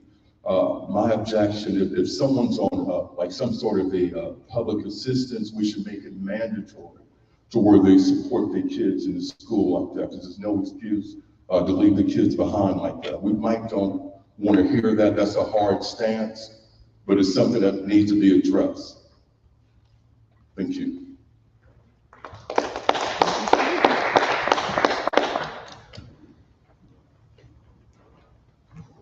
Thank you, Mr. White.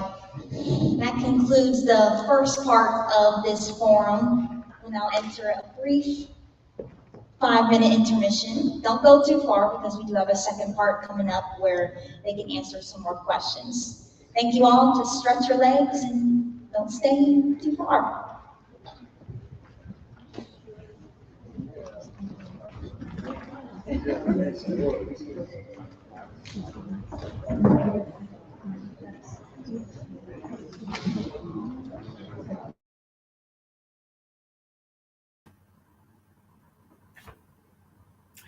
Hello, liberated people. I am Rufina Porterfield, and I am so excited to see all of you joining in, watching this candidate forum for all of the different districts. This is specific for Districts 2 through District 6. So District 2, 3, 4, 5, and 6.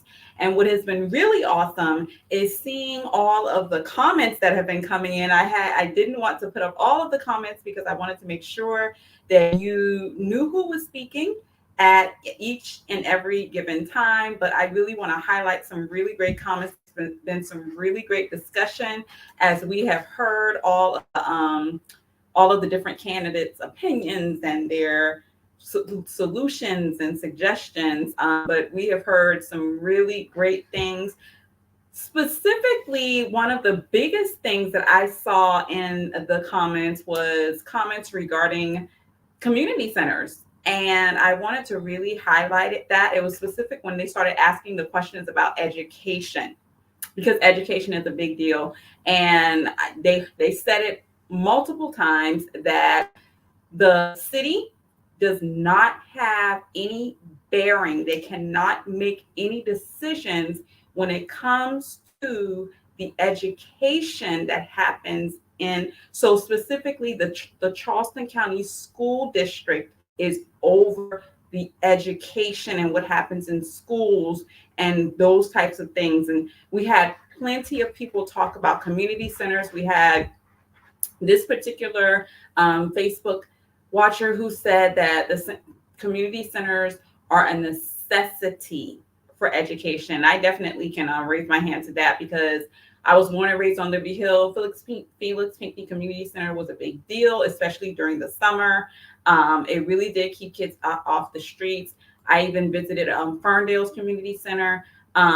There were other, here was another, I think, in response to that, where he said, let's go a step further. They need to stop tearing down the basketball courts in the communities and putting up tennis courts. Like, let's address those interests of the kids that are in the community so that they are more willing and more excited and actually want to come to the community center. So I think it's important to talk about and to address how where community centers play a part.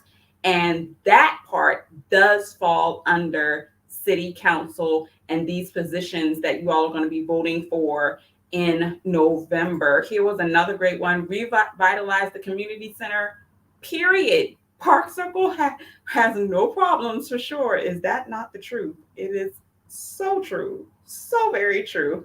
So yeah, so it has been a really great forum. Like I said, just a reminder, this candidate forum for the district seats, specifically the district seats within city council. So you will be able to vote for the district, the position in the district in which you live. So definitely do that research. Make sure you know the district you live in.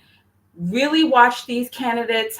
I heard a couple say they knocked on a few doors. I'm very interested to see whose doors they actually knocked on. If they knocked on your door, please put it in the comments, because let's see if they're saying what they did was true, right? So pay attention, hear what they're saying. They are on a break right now. So get up, because this is going to be a while, but the break is only for a few more minutes. So hang in there. In the meantime, like I said, this is being put out live.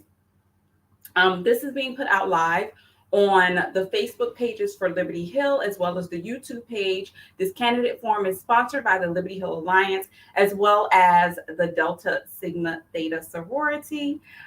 Together, they are sponsoring this candidate forum. There will be another candidate forum on next Thursday at the same time. Next Thursday at 6:30 p.m. there will be another candidate forum for the other districts, and that will actually include the district in which Liberty Hill is in. My district where I was born and raised, I'm actually in LA right now, but the district where I'm from in Liberty Hill, that falls under District 8. And so those candidates will be up, as well as from District 7 and so forth. So if you are in those districts, definitely come back and catch us then. You don't want to miss that. Just to push out a few announcements right now. I hope you guys, if you missed the Liberty Hill reunion that was a couple of weekends ago, oh my goodness, it was amazing. There were so many events. I hope if you got a chance to go that you enjoyed yourself. It is a big deal to celebrate this community that I love so much, that is over 150 years old. So shout out to all of you who attended. If you did not, there is footage available on YouTube, so you can catch it there. In the meantime, the next event, huge event that we're going to be putting on for Liberty Hill will be the annual Thanksgiving dinner. That's going to be coming up in November. And then immediately following that is going to be Christmas on the Hill. Last year was the first year we did that. It was a big deal. So many people came out to Liberty Hill, and I am so excited to say that it is happening again, and I don't want you to miss it. We are looking for volunteers, you guys.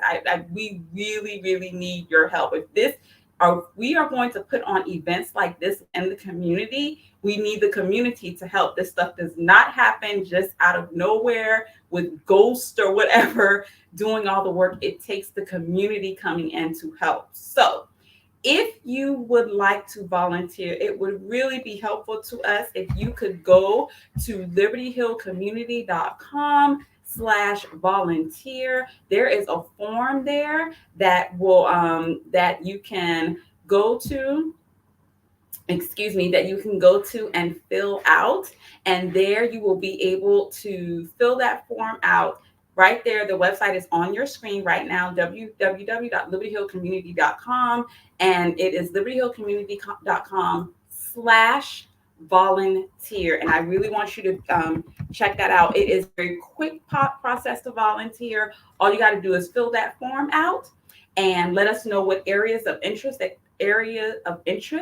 you have, and we will contact you to let you know how we can get you involved. Communities do not succeed and improve and strive without your help. So go to that website, libertyhillcommunity.com/volunteer, and volunteer for the Christmas on the Hill event, which is we want to be bigger and better this year. So other than that, make sure you stay on libertyhillcommunity.com for more information as to events and different things that are happening. In the meantime, it looks like they are coming back to the stage right now, and we want you all to come back. I see you guys jumping back in. We want you all to jump back in, listen to the statements, hear what's happening, hear what they have to say, and let's see what else they're going to pose to us to get us to vote for them, right? So thank you all, you guys, for watching. Let's get back to World Missionary Baptist Church and see what's going on and see what they have to say. We'll see you soon.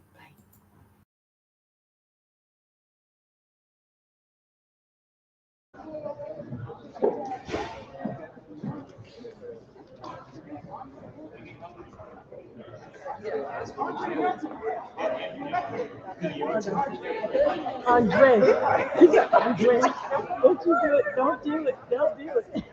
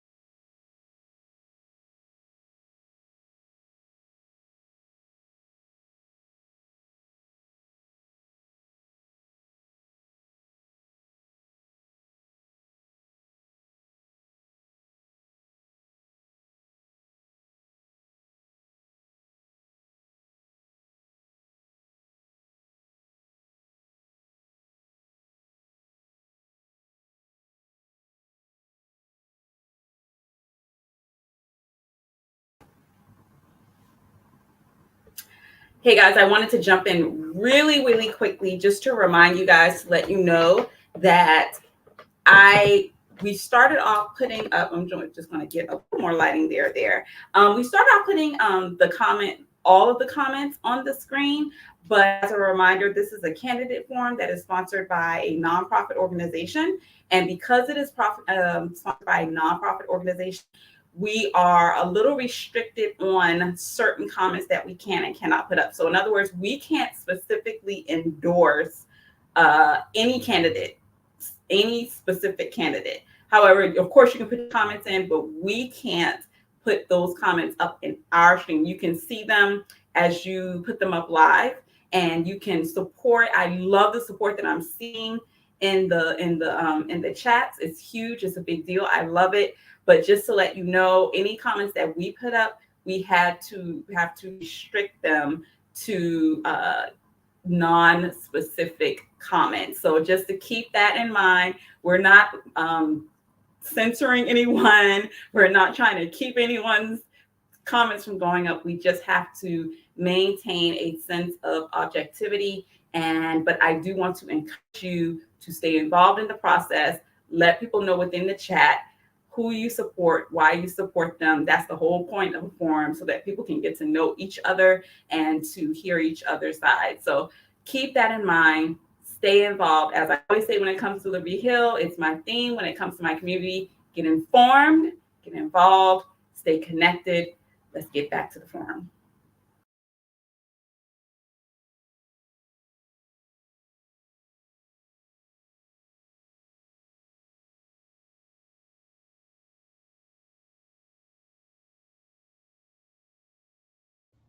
As a long-time member of Royal Missionary Baptist Church, she serves as a deaconess and youth church leader.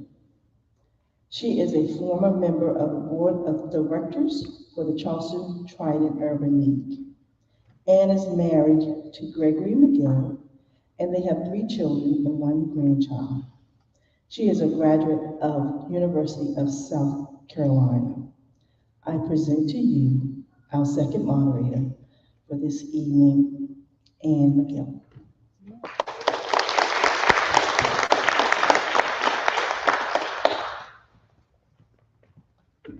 It's my pleasure to be with everyone this evening, and thank you so much for staying with us. In the essence of time, we are going to make an edit to the second part of the forum tonight. Instead of 3 one-minute questions, each of the candidates will get 1 question, and you will have 1 minute to respond to that question. After that, you all will get 2 minutes for your closing statements. So we will go in order of the districts, and I will read the question, and everyone will have the same question this evening. And thank you all for your service and for being willing to serve your community. So the question tonight that you will have 1 minute to answer is, what measure will you take to ensure transparency and accountability in our police department? What measure will you take to ensure transparency and accountability in our police department? We will begin with District 2, Rhonda Jerome.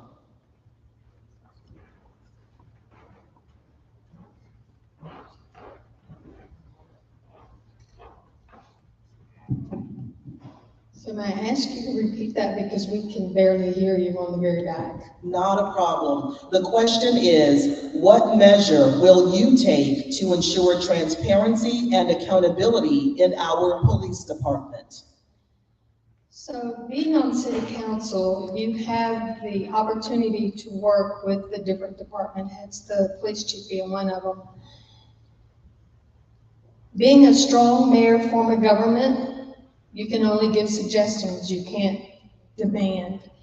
So I would say, in order to get the transparency, we've got to meet with the police chief, we have to allow the police chief to do his job, and we have to reestablish the specialized teams for the communities within the city of North Charleston. Thank you very much.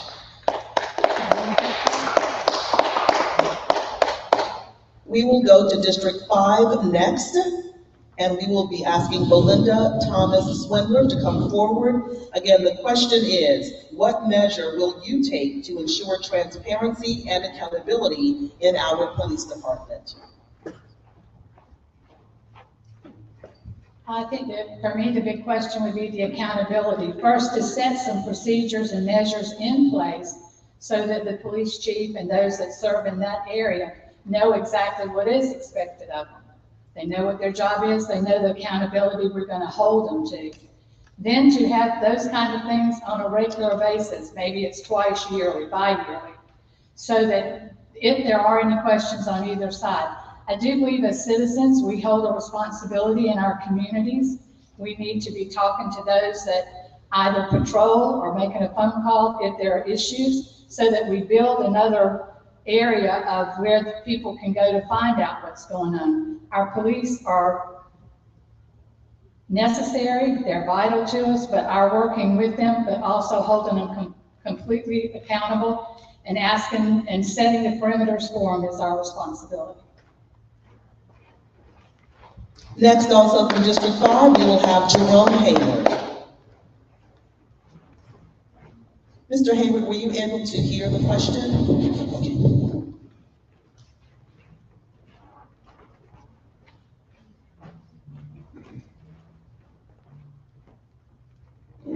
We currently now work with Chief Gomes. We meet with him periodically. And some of these ones are there to learn under the strong mayor form of government. You can't tell the police chief what to do. The best thing you can do is form a relationship with the police chief, and he will respond to you if you polite and you treat him right. And we have no problem right now with Chief Gomes. He's doing a great job.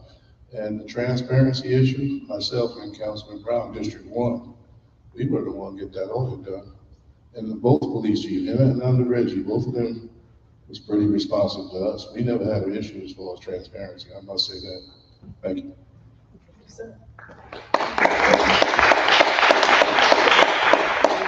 Next, we will hear from the candidates in District 3, and we will start with Lou Baker.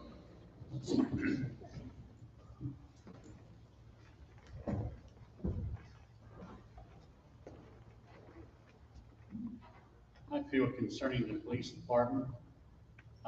They should ensure that an approved Sir, would you come up closer to the microphone for us? They should ensure that they're using an approved procedure and guidelines, and then make sure there's a checks and balance system within the department themselves, where when they're told something, they know if they're told, yes, that's right, or if that's wrong, from both ends of the spectrum, from all the way up to all the way down, and quarterly check them on it, okay, test them. And then when we find something that works real well, like Chief Burgess did with the community resource officer, he didn't just take someone's word at work. He went to another state, walked the streets with those officers for 2 weeks, then came back and implemented that program. What does that say? He didn't just read about it. He actually did it, seen the faults and the pluses, put it in, and when we put that program in ours, our crime rate went down. People love to see our community officer at the meetings and got to see him on the street and talk to him. And when you start getting a relationship where the police are welcome instead of, don't let them see me. And look, I grew up in a small, on a boulevard in a city in Pittsburgh, Pennsylvania. Your time is up, sir. I apologize. Our timer is at work. Accountability is where it's at when it comes to police department. Thank you, sir. Next, we will hear from Mr. Maurice Ray.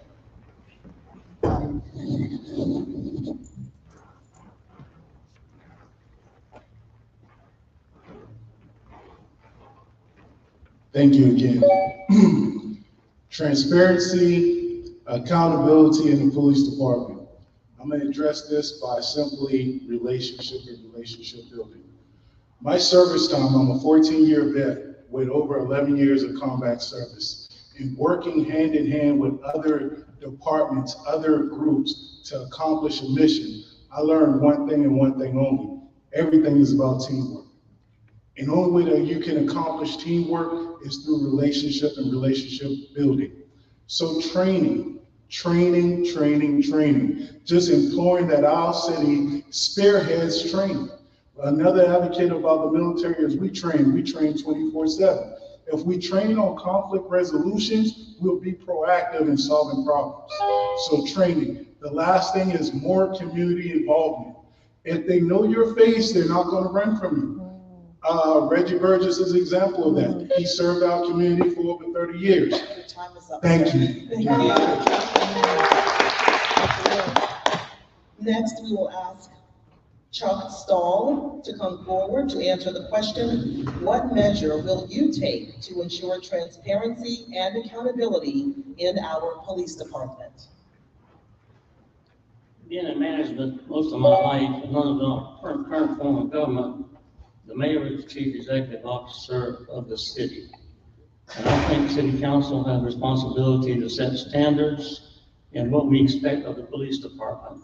But I think as far as the accountability part, we need to hold the mayor of the city responsible because he is in fact the chief executive officer and he runs the day-by-day operations of the city.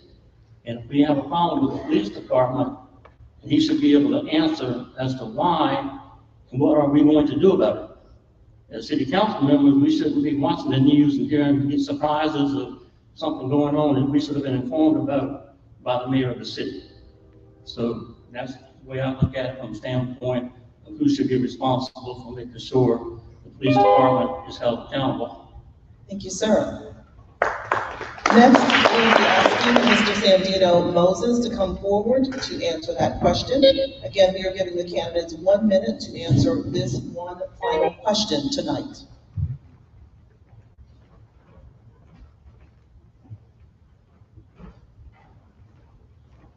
Thank you. I know I got 1 minute, I'm gonna tell a quick story. When I was in the 10th grade in high school, I cut school, right? Got in trouble immediately the next day. My father and mother grounded me for the whole summer, leading into the summer. But I respected them because they held me accountable. This is what we got to do. We have to build healthy relationships with the police chief. First in command, second in command, third in command. And also what I plan to do is form a community engagement committee within District 3, specifically working with the police department.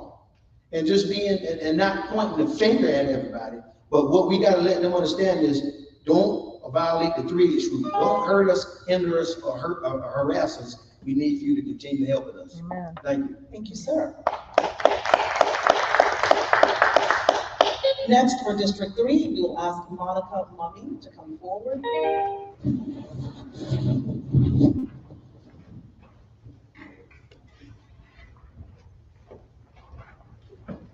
I think the city of North Charleston suffers from some accountability and transparency issues outside of just what we see with the police force.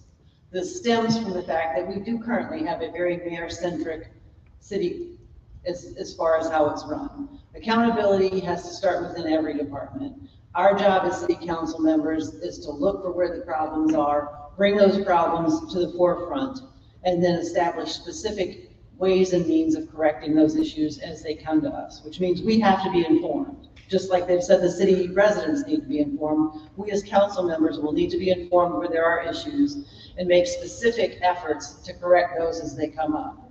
You do need to have a program in place where our police officers report back to the city council. They currently do that. They do also take our community officers and move them throughout the districts and throughout the areas. I think once we have an established relationship with a community resource officer, that officer needs to stay in place so that we can continue with that relationship. Thank you. And finally, for District 3, Renee Jones.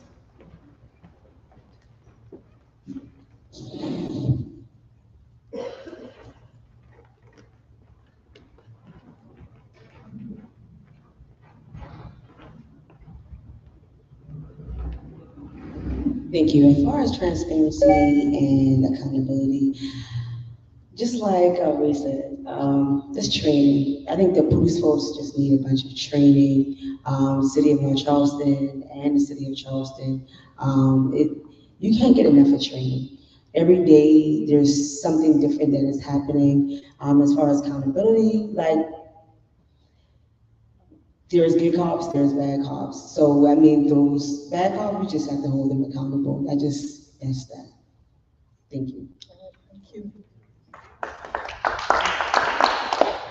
We will now hear from the candidates in District 6, and we will start with Alton White.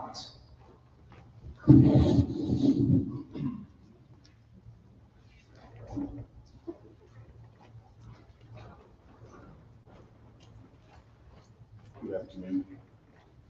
I think the first thing I would like to do is have accountability. Any type of cover-ups that should lead to termination.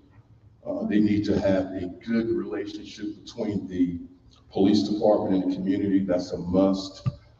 Constant training. They have to build trust, hold every officer, again, accountable. Anything from targeting or excessive force. No paid suspension. If you're if you're suspended, you should not get paid. And that's it. Thank you. Sir. Next, for District 6, we will have Mr. Brandon Trollinger come up to answer the question. What measure will you take to ensure transparency and accountability in our police department?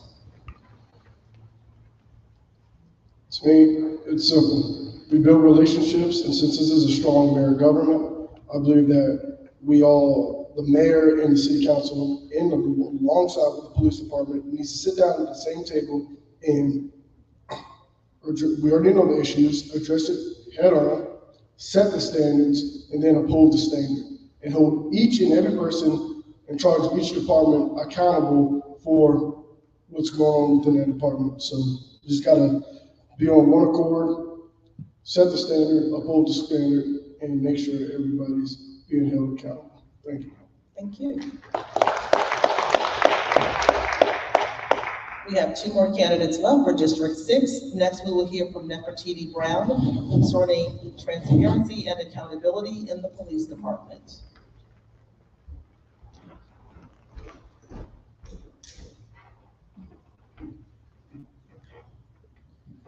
The first thing I want to address is the relationship. We need to reestablish a relationship between the communities and the officers. Give our officers a chance, as he stated, resource officers a chance to actually get to know the citizens that they are serving and protecting, build relationships. That way they can address the concerns that's going on in that specific neighborhood. Also, we need to reestablish programs like the STAND program, where I was a part with the North Charleston Police Department, assisting those who were in some type of issue with North Charleston or any type of, criminal activity. We were able to help them with transition into jobs and gaining skills so that they could land employment. And congratulations to the North Charleston Police Department for having a decline in crime over 19% in the last year, 2023. Also, when it comes to current pay, Mr. Reggie also. Thank you. And finally, for District 6, Andrea Bailey Erb.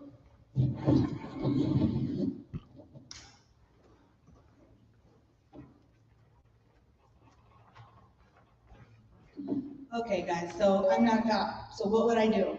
I would see if we have a system of checks and balances, look at it, see what I think needs fixing, talk to Reggie Burgess. Why? Because he answers his phone when I call him. He is there when we need him. Reggie Burgess has always been there, so I'm gonna reach out to him because I feel like he's done a good job. I would advocate for some funding for our police department. They're overworked, and when I'm overworked and I'm overtired, I know my character changes. So they need to be able to be the true characters they are to the citizens, so that everybody can feel comfortable to everybody. Everybody can get along and go along on the same page. And then finally, I'm gonna listen to you guys, the people who are gonna vote for me on November 7th, and see what your ideas are, because I may have forgotten about something, but I want you to call me. Thank you. All right, thank you very much. And now we will hear from the candidates in District 4, and we will begin our final round here with the question, what measure will you take to ensure transparency and accountability in our police department, with Dr. Charmaine Palmer Roberts.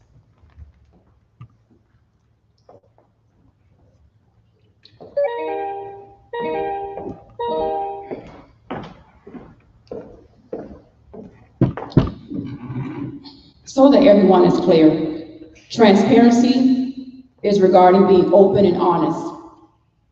Accountability is about acceptance of being honest and ethical conduct towards others.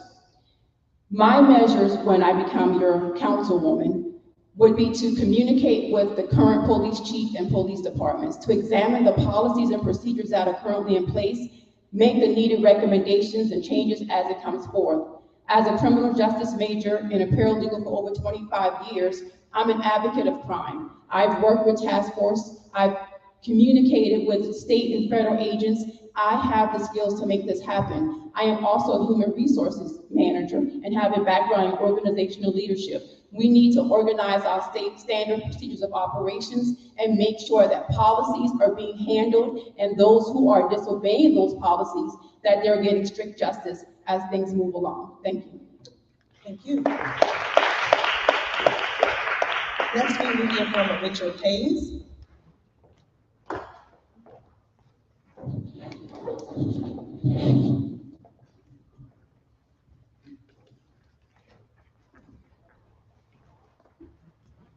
Richard Hayes, District 4. I have already done this.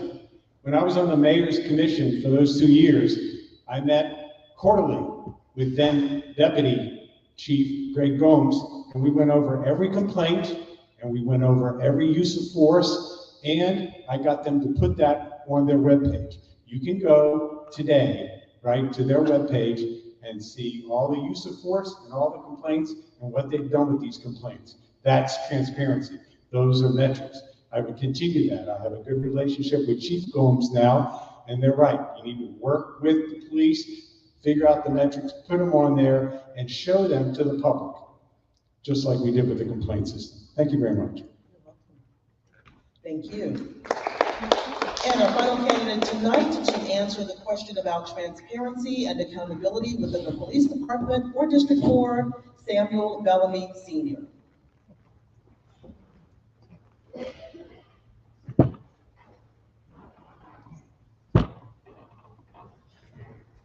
Samuel Bellamy Jr.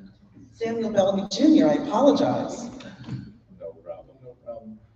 When I was hosting community forums and community engagement events with the Criminal Justice Coordinating Council, we asked that question specifically: what does accountability and transparency look like for you when working with the police? And the response that we heard was really closing the feedback loop.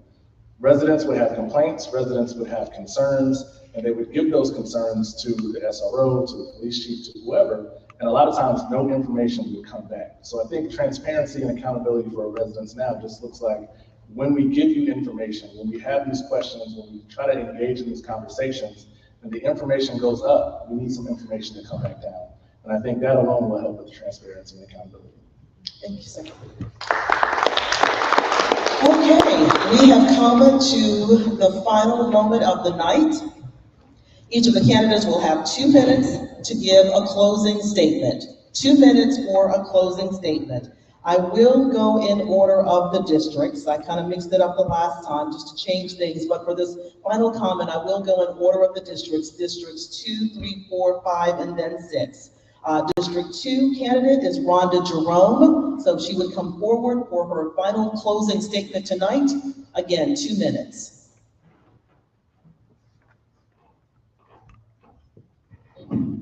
Thank you very much. So I'd just like to say I have served on City Council for 20 years, and in that time, I have achieved extensive leadership training through the Municipal Association of South Carolina and through the National League of Cities. I also serve on the Federal Advocacy Committee there as well. Being on City Council, it's imperative that you attend all the community meetings within your neighborhoods. This is where you find out what the problems are. You would be surprised how many council members do not attend the community meetings, and that is wrong. As a city council person, you are the voice of the people in your district. It is up to you to find out their problems, to listen, to take it back to the mayor, to city council, and try to come up with solutions. Again, city council is the voice of the people. That is your #1 job, and I hope to continue to do it. Thank you.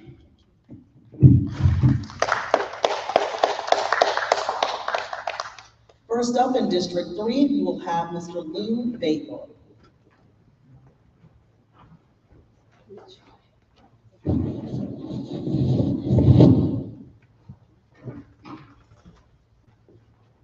Again, I want to thank everybody for the opportunity to serve the community. I've served the community, like I said earlier, over the past 7 years as president of the Civic Association and another one as well. But the thing that I value the most is being able to call the city council person day or night, anytime, ask for a question, and get it answered in a very timely manner. That's the same thing I want to do as your city council person. I want to be involved personally with the leadership in the different civic associations in the community, but most importantly, I want that community, when they come out to meet me, they know me by first name, they know me by CV, and they see me on the street and feel comfortable walking up and saying, hey, I got this going on my street, I got that going on. We put out a newsletter every month. I personally, with another one of my officers, deliver every one. So anything going on in any street in my community, someone can say something, I know if it's the truth. I've been on your street, Okay, I know what you're talking about. I already started on that problem, okay? And you start doing that, and you create a relationship with the community. But most importantly, when I introduced the people, code enforcement, I said, don't say nothing negative. That person's here to protect your property value. Talk them up, talk the police up at the meetings. That's where you create camaraderie and fellowship in the community and neighbors helping neighbors. Thank you. Have a blessed night. Thank you, sir. Next up for District 3, we will have Mr. Maurice Ray.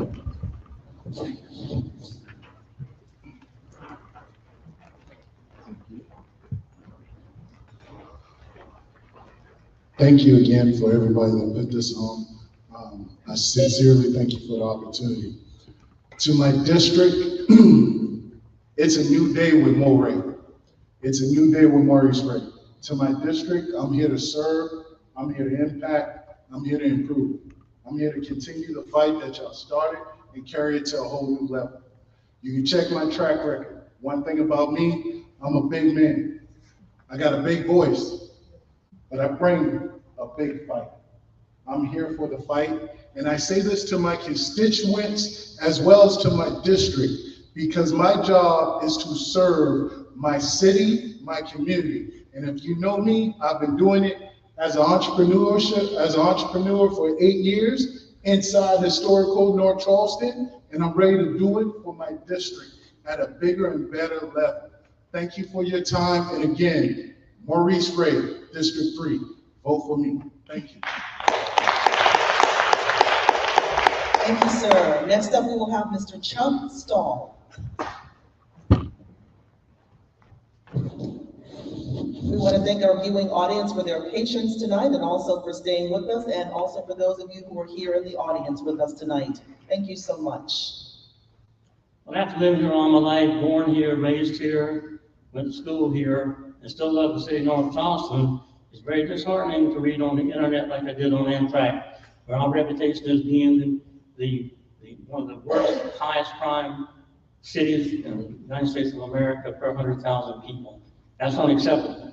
And I would hope whoever gets elected would make a motion at the first council meeting that we send a message, a resolution, send a message to the criminals of North Charleston and tell them either to stop at crime, pack up and leave, go to jail, because the men in blue of North Charleston Police Department are coming for you. Second thing is frustrating is the infrastructure, and as president of the Homeowners Association, we went through a lot trying to get things done, but I realize now, after all that's said and done, that the current council members, normally you could think, I can call you, get something done. Even though they have good intent, you have people somewhere else making decisions, and they're spending all the money on development, multi-million-dollar recreation facilities, and have done nothing for infrastructure in the city of North Charleston. And I would say to all the council, people running for council, whoever gets elected, to stand up, take back our city government, and not let, whether it's the mayor or somebody else in the bureaucracy, tell you, well, we can't spend money on drainage because we got to go build a park somewhere. All that's important, but that's not the main thing that our city is to be safe and take care of the infrastructure problems we have. And that can be done if the new council will stand up to what's always been look like fearful, because we can't seem to get anything done because they don't have the money. So I kind of changed my view about city council members' current ones, because even though they have intent to do good things, I think other people pull the strings. So I think to all of the people on stage, take back our government and serve the people of North Charleston like we're supposed to. Thank you.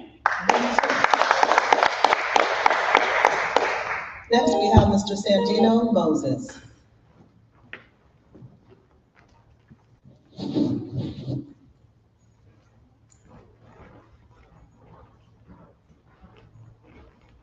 Thank you.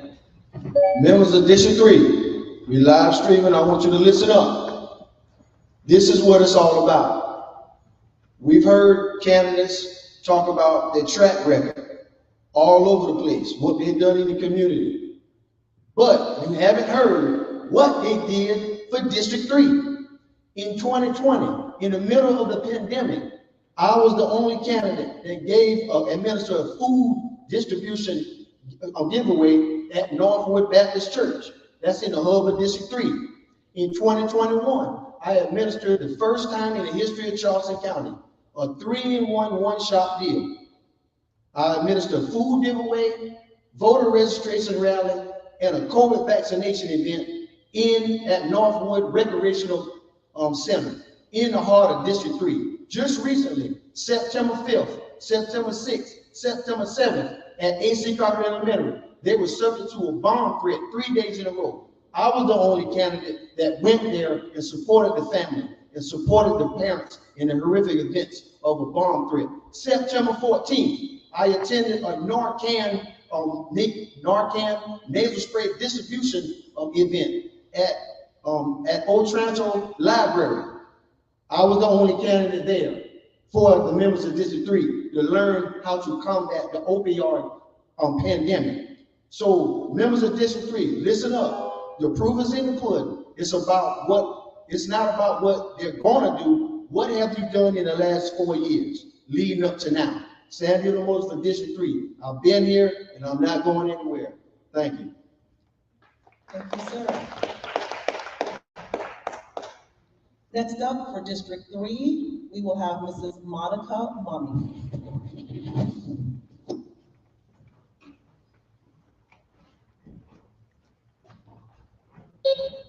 I'm Monica Mummy. I am a registered nurse. I'm the mother of 3 and a wife. I firmly believe that the city of North Charleston has a 3-pronged problem: infrastructure, equity, and transparency. I have been met with problems when I've met up with city council at meetings regarding those 3 things. We are not spending our infrastructure the same in each district. That is combining the infrastructure problem with the transparency problem. We build parks, we build buildings in certain areas that provide benefits to very specific people within the city of North Charleston. And then there is no transparency in how those funds are spent. I submitted a Freedom of Information Act request to get funding by district to both the mayor's office and the finance committee. This is the 3rd largest city in the state. And their response to me was, we don't keep accounts that way. We don't keep accounts that way. We don't keep track of how we spend our funds by district. If you want to see fairness and equity, we just changed district lines based on a line that they gave us of equal voice for equal votes. Well, that should mean equal funding. You are not getting funded equally in all of the districts. The people up here representing districts that are underfunded are not getting huge parks built. They are not getting the Noisette Bridge put in their backyard. And then there's no transportation for the rest of the communities to get to those centers. The kids in my neighborhood can't get to the aquatic center. The kids in my neighborhood can't get to the athletic center. The kids in my neighborhood can't get to the Park Circle Park. When I asked about that, the mayor says, well, we have plenty of buses. Okay, but do you have bus drivers? No. Well, it doesn't do any good to put these beautiful parks in place if you don't make them available to the entire city of North Charleston. We're not one community. We need to take care of all of our members. Thank you. Thank you. And finally, in District 3, we'll ask Mrs. Renee Jones to come forward.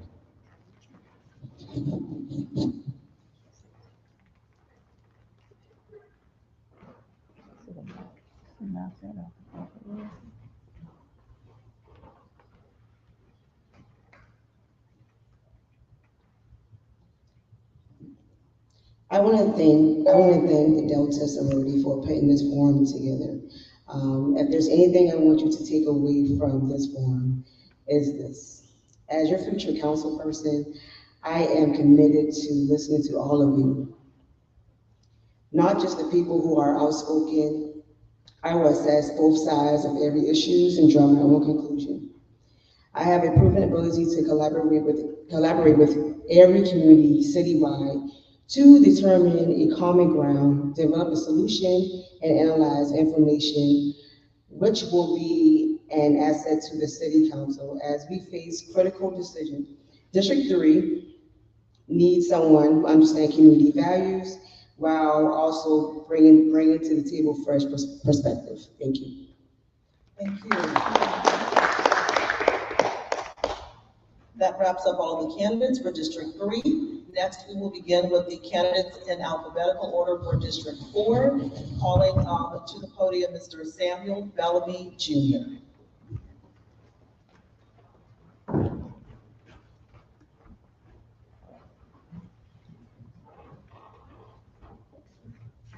Thank you again for the opportunity to speak with you guys this evening.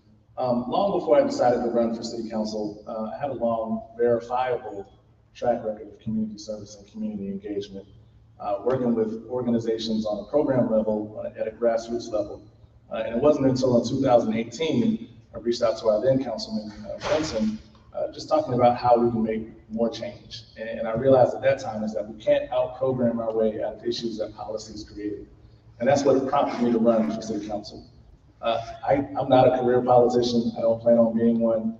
The one thing that I can promise is that I am an effective listener. I'm a consensus builder. And I'm somebody who really cares about the direction and the future of the city of North Charleston. And that's why I hope to earn your vote for North Charleston City Council District 4. Thank you. Next, for District 4, we will have Mr. Richard Hayes.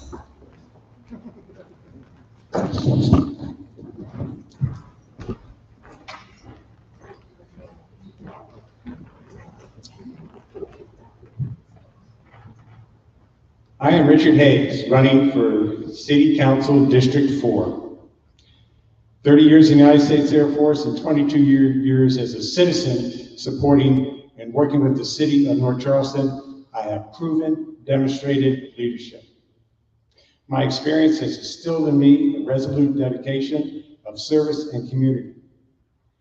I'm running because I am deeply committed to our city's growth and our prosperity. I would like to be District 4's advocate, your ally, and your voice on City Council.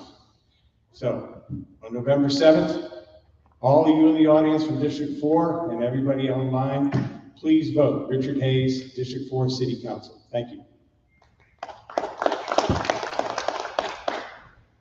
Thank you, sir, very much. And our final candidate tonight with District 4 is Dr. Charmaine Palmer Roberts.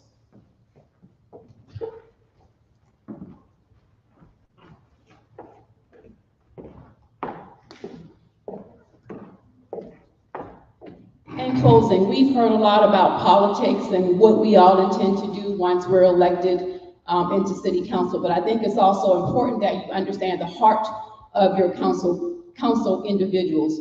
I want you to know my heart. My heart is a heart of servitude. I've been serving now for over 40 years here on this earth, starting here at Royal Baptist Church, serving in several ministries, working alongside Pastor Holt to build again this edifice that we're all sitting in and across the street, serving alongside Representatives Jackson, Seth Ripper, and the legislative aide for over 2 years, serving at the Department of Justice, working with former Chief Burgess, and creating ShotSpotter and Project Ceasefire that we use now to help combat crime, serving at the Force Protection Industries to make sure during the war that armored vehicles were going over to Afghanistan to protect all of us, serving in the streets, working with grassroots nonprofits, going into the schools, mentoring, tutoring, offering clothes, coming out of my personal pocket, offering scholarships, making sure children who went to college got what they needed for college. I am a servant leader. I am a proven leader. I am currently running the day-to-day operations of a multifaceted organization, Physicians Look Here, with over 20 locations, with over 100 employees. I manage a multi-million-dollar budget right now. I am a servant leader. I ask everyone in District 4 to join me in making history as the first African-American woman to sit in City Council in January for District 4, representing the city of North Charleston. There is no one that will lead like me. I am fearless. I am driven. I am not a rubber stamper. I promise you, when I'm sitting in that seat, you will get what you have elected me to do, and that is to serve the people. Thank you.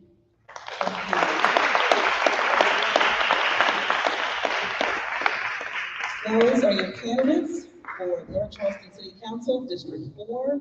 We now move on to District 5, and we will begin with Mr. Jerome Hayward.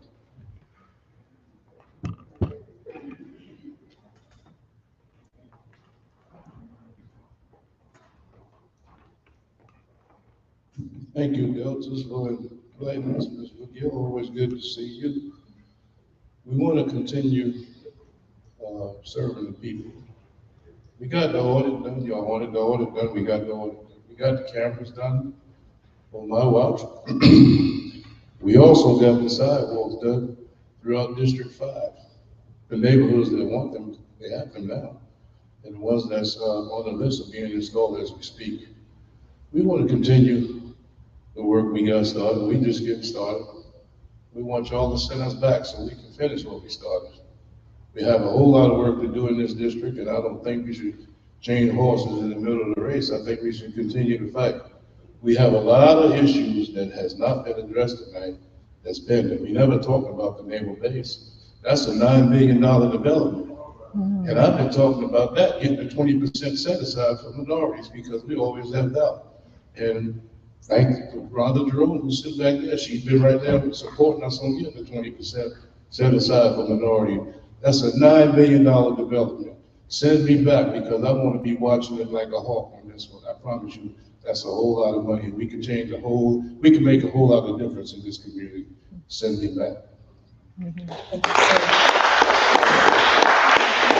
And finally, for District 5 tonight, Mrs. Belinda Thomas Swindler.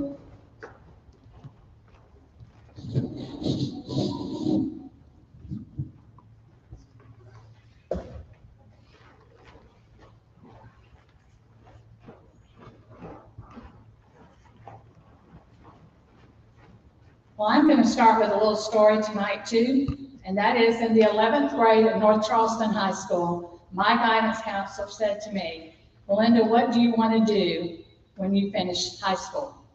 My answer was quick and my answer was intentional. I said, I want to go to college and come back and give back what's been given to me.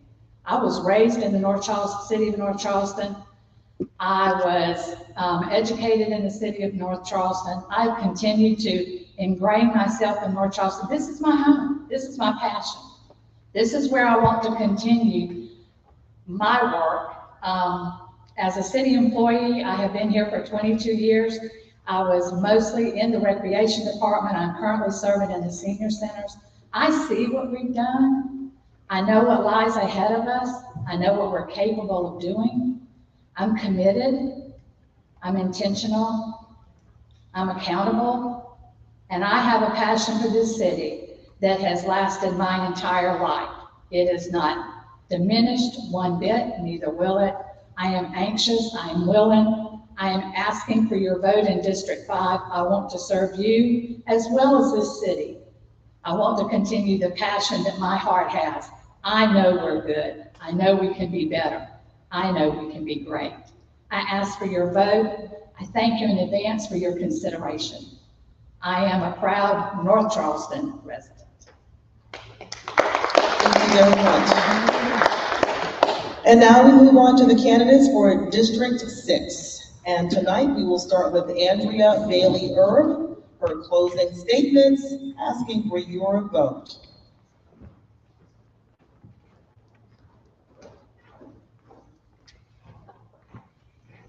We're almost done, guys. I'm pretty frank, I'm pretty straightforward. I came dressed like myself today because this is what you're gonna get. I'm not fancy, that's just me. I see a great need for representation in District 6, and I'm committed to doing that. I sat down with my family, my parents, my husband, and I said, I want to do this. It's going to take away time from the kids, it's going to take away time from family, but the city needs this, and I want to do it. I want to be the person to do it. I know I can do it. I have not and will not accept funds from anybody at any time, because my loyalties lie with people that are living here in North Charleston, the residents. It doesn't lie anywhere else. Y'all are the voters. Y'all are telling me how to vote, how to help you. District 6 has been the unheard dumping grounds for 20 years. And my goal is to make District 6 the best district in North Charleston. So So vote for me. Thank you. Thank you. Next, we will have Ms. Nefertiti Brown.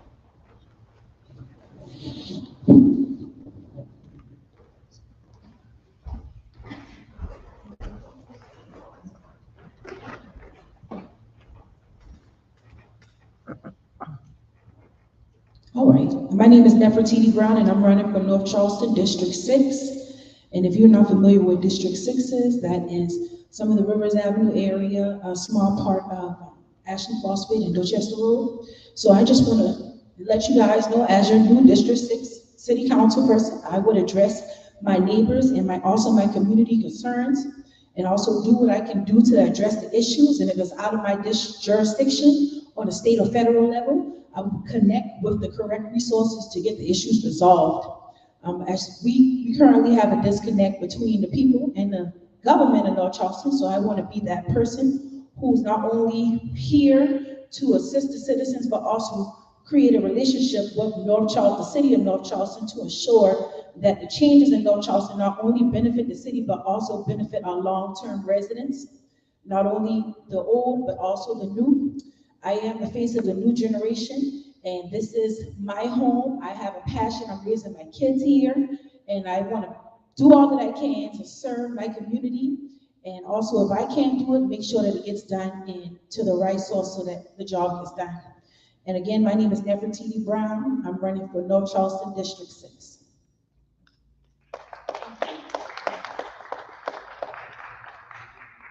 Next up, we have Mr. Brandon Trollinger.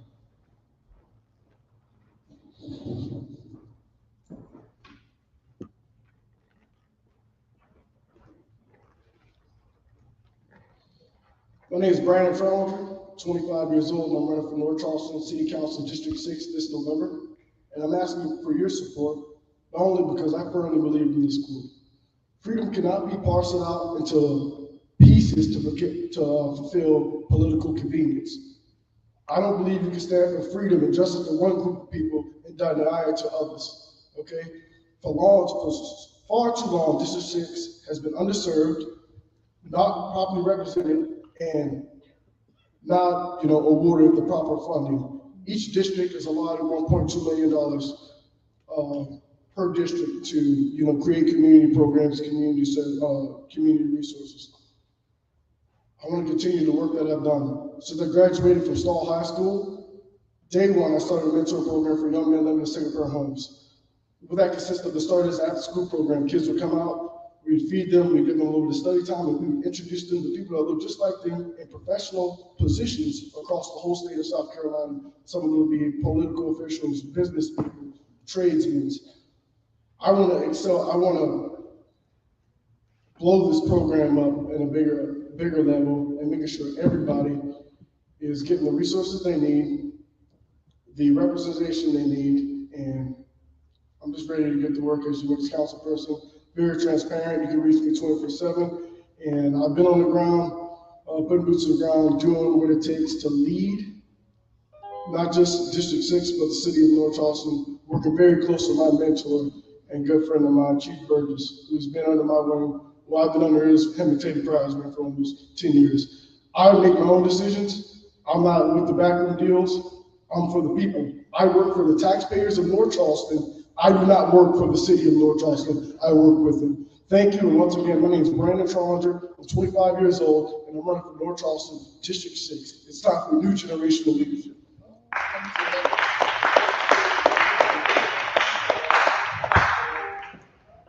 And tonight, our final candidates, and the final candidate for District 6 here, Mr. Alton White. Good afternoon. I'm not going to take a lot of your time. It's late. Everyone's probably ready to get home, but my main reason I'm running for City Council District 6 is pretty much how the district is. We are 50% Black, 32% white, 12% other. And all the funds are not in the Black, or I should say, poor communities, what have you. We need to make sure that these funds are being dispersed in all the communities. We have all these things that's going on in Park Circle, but you look at some of the communities, nothing is being spent in there. We need someone to represent us, not someone in city council like pretty much a lot of the yes men that they have to do. So that's the reason I'm running for city council, and I appreciate your vote. Thank you.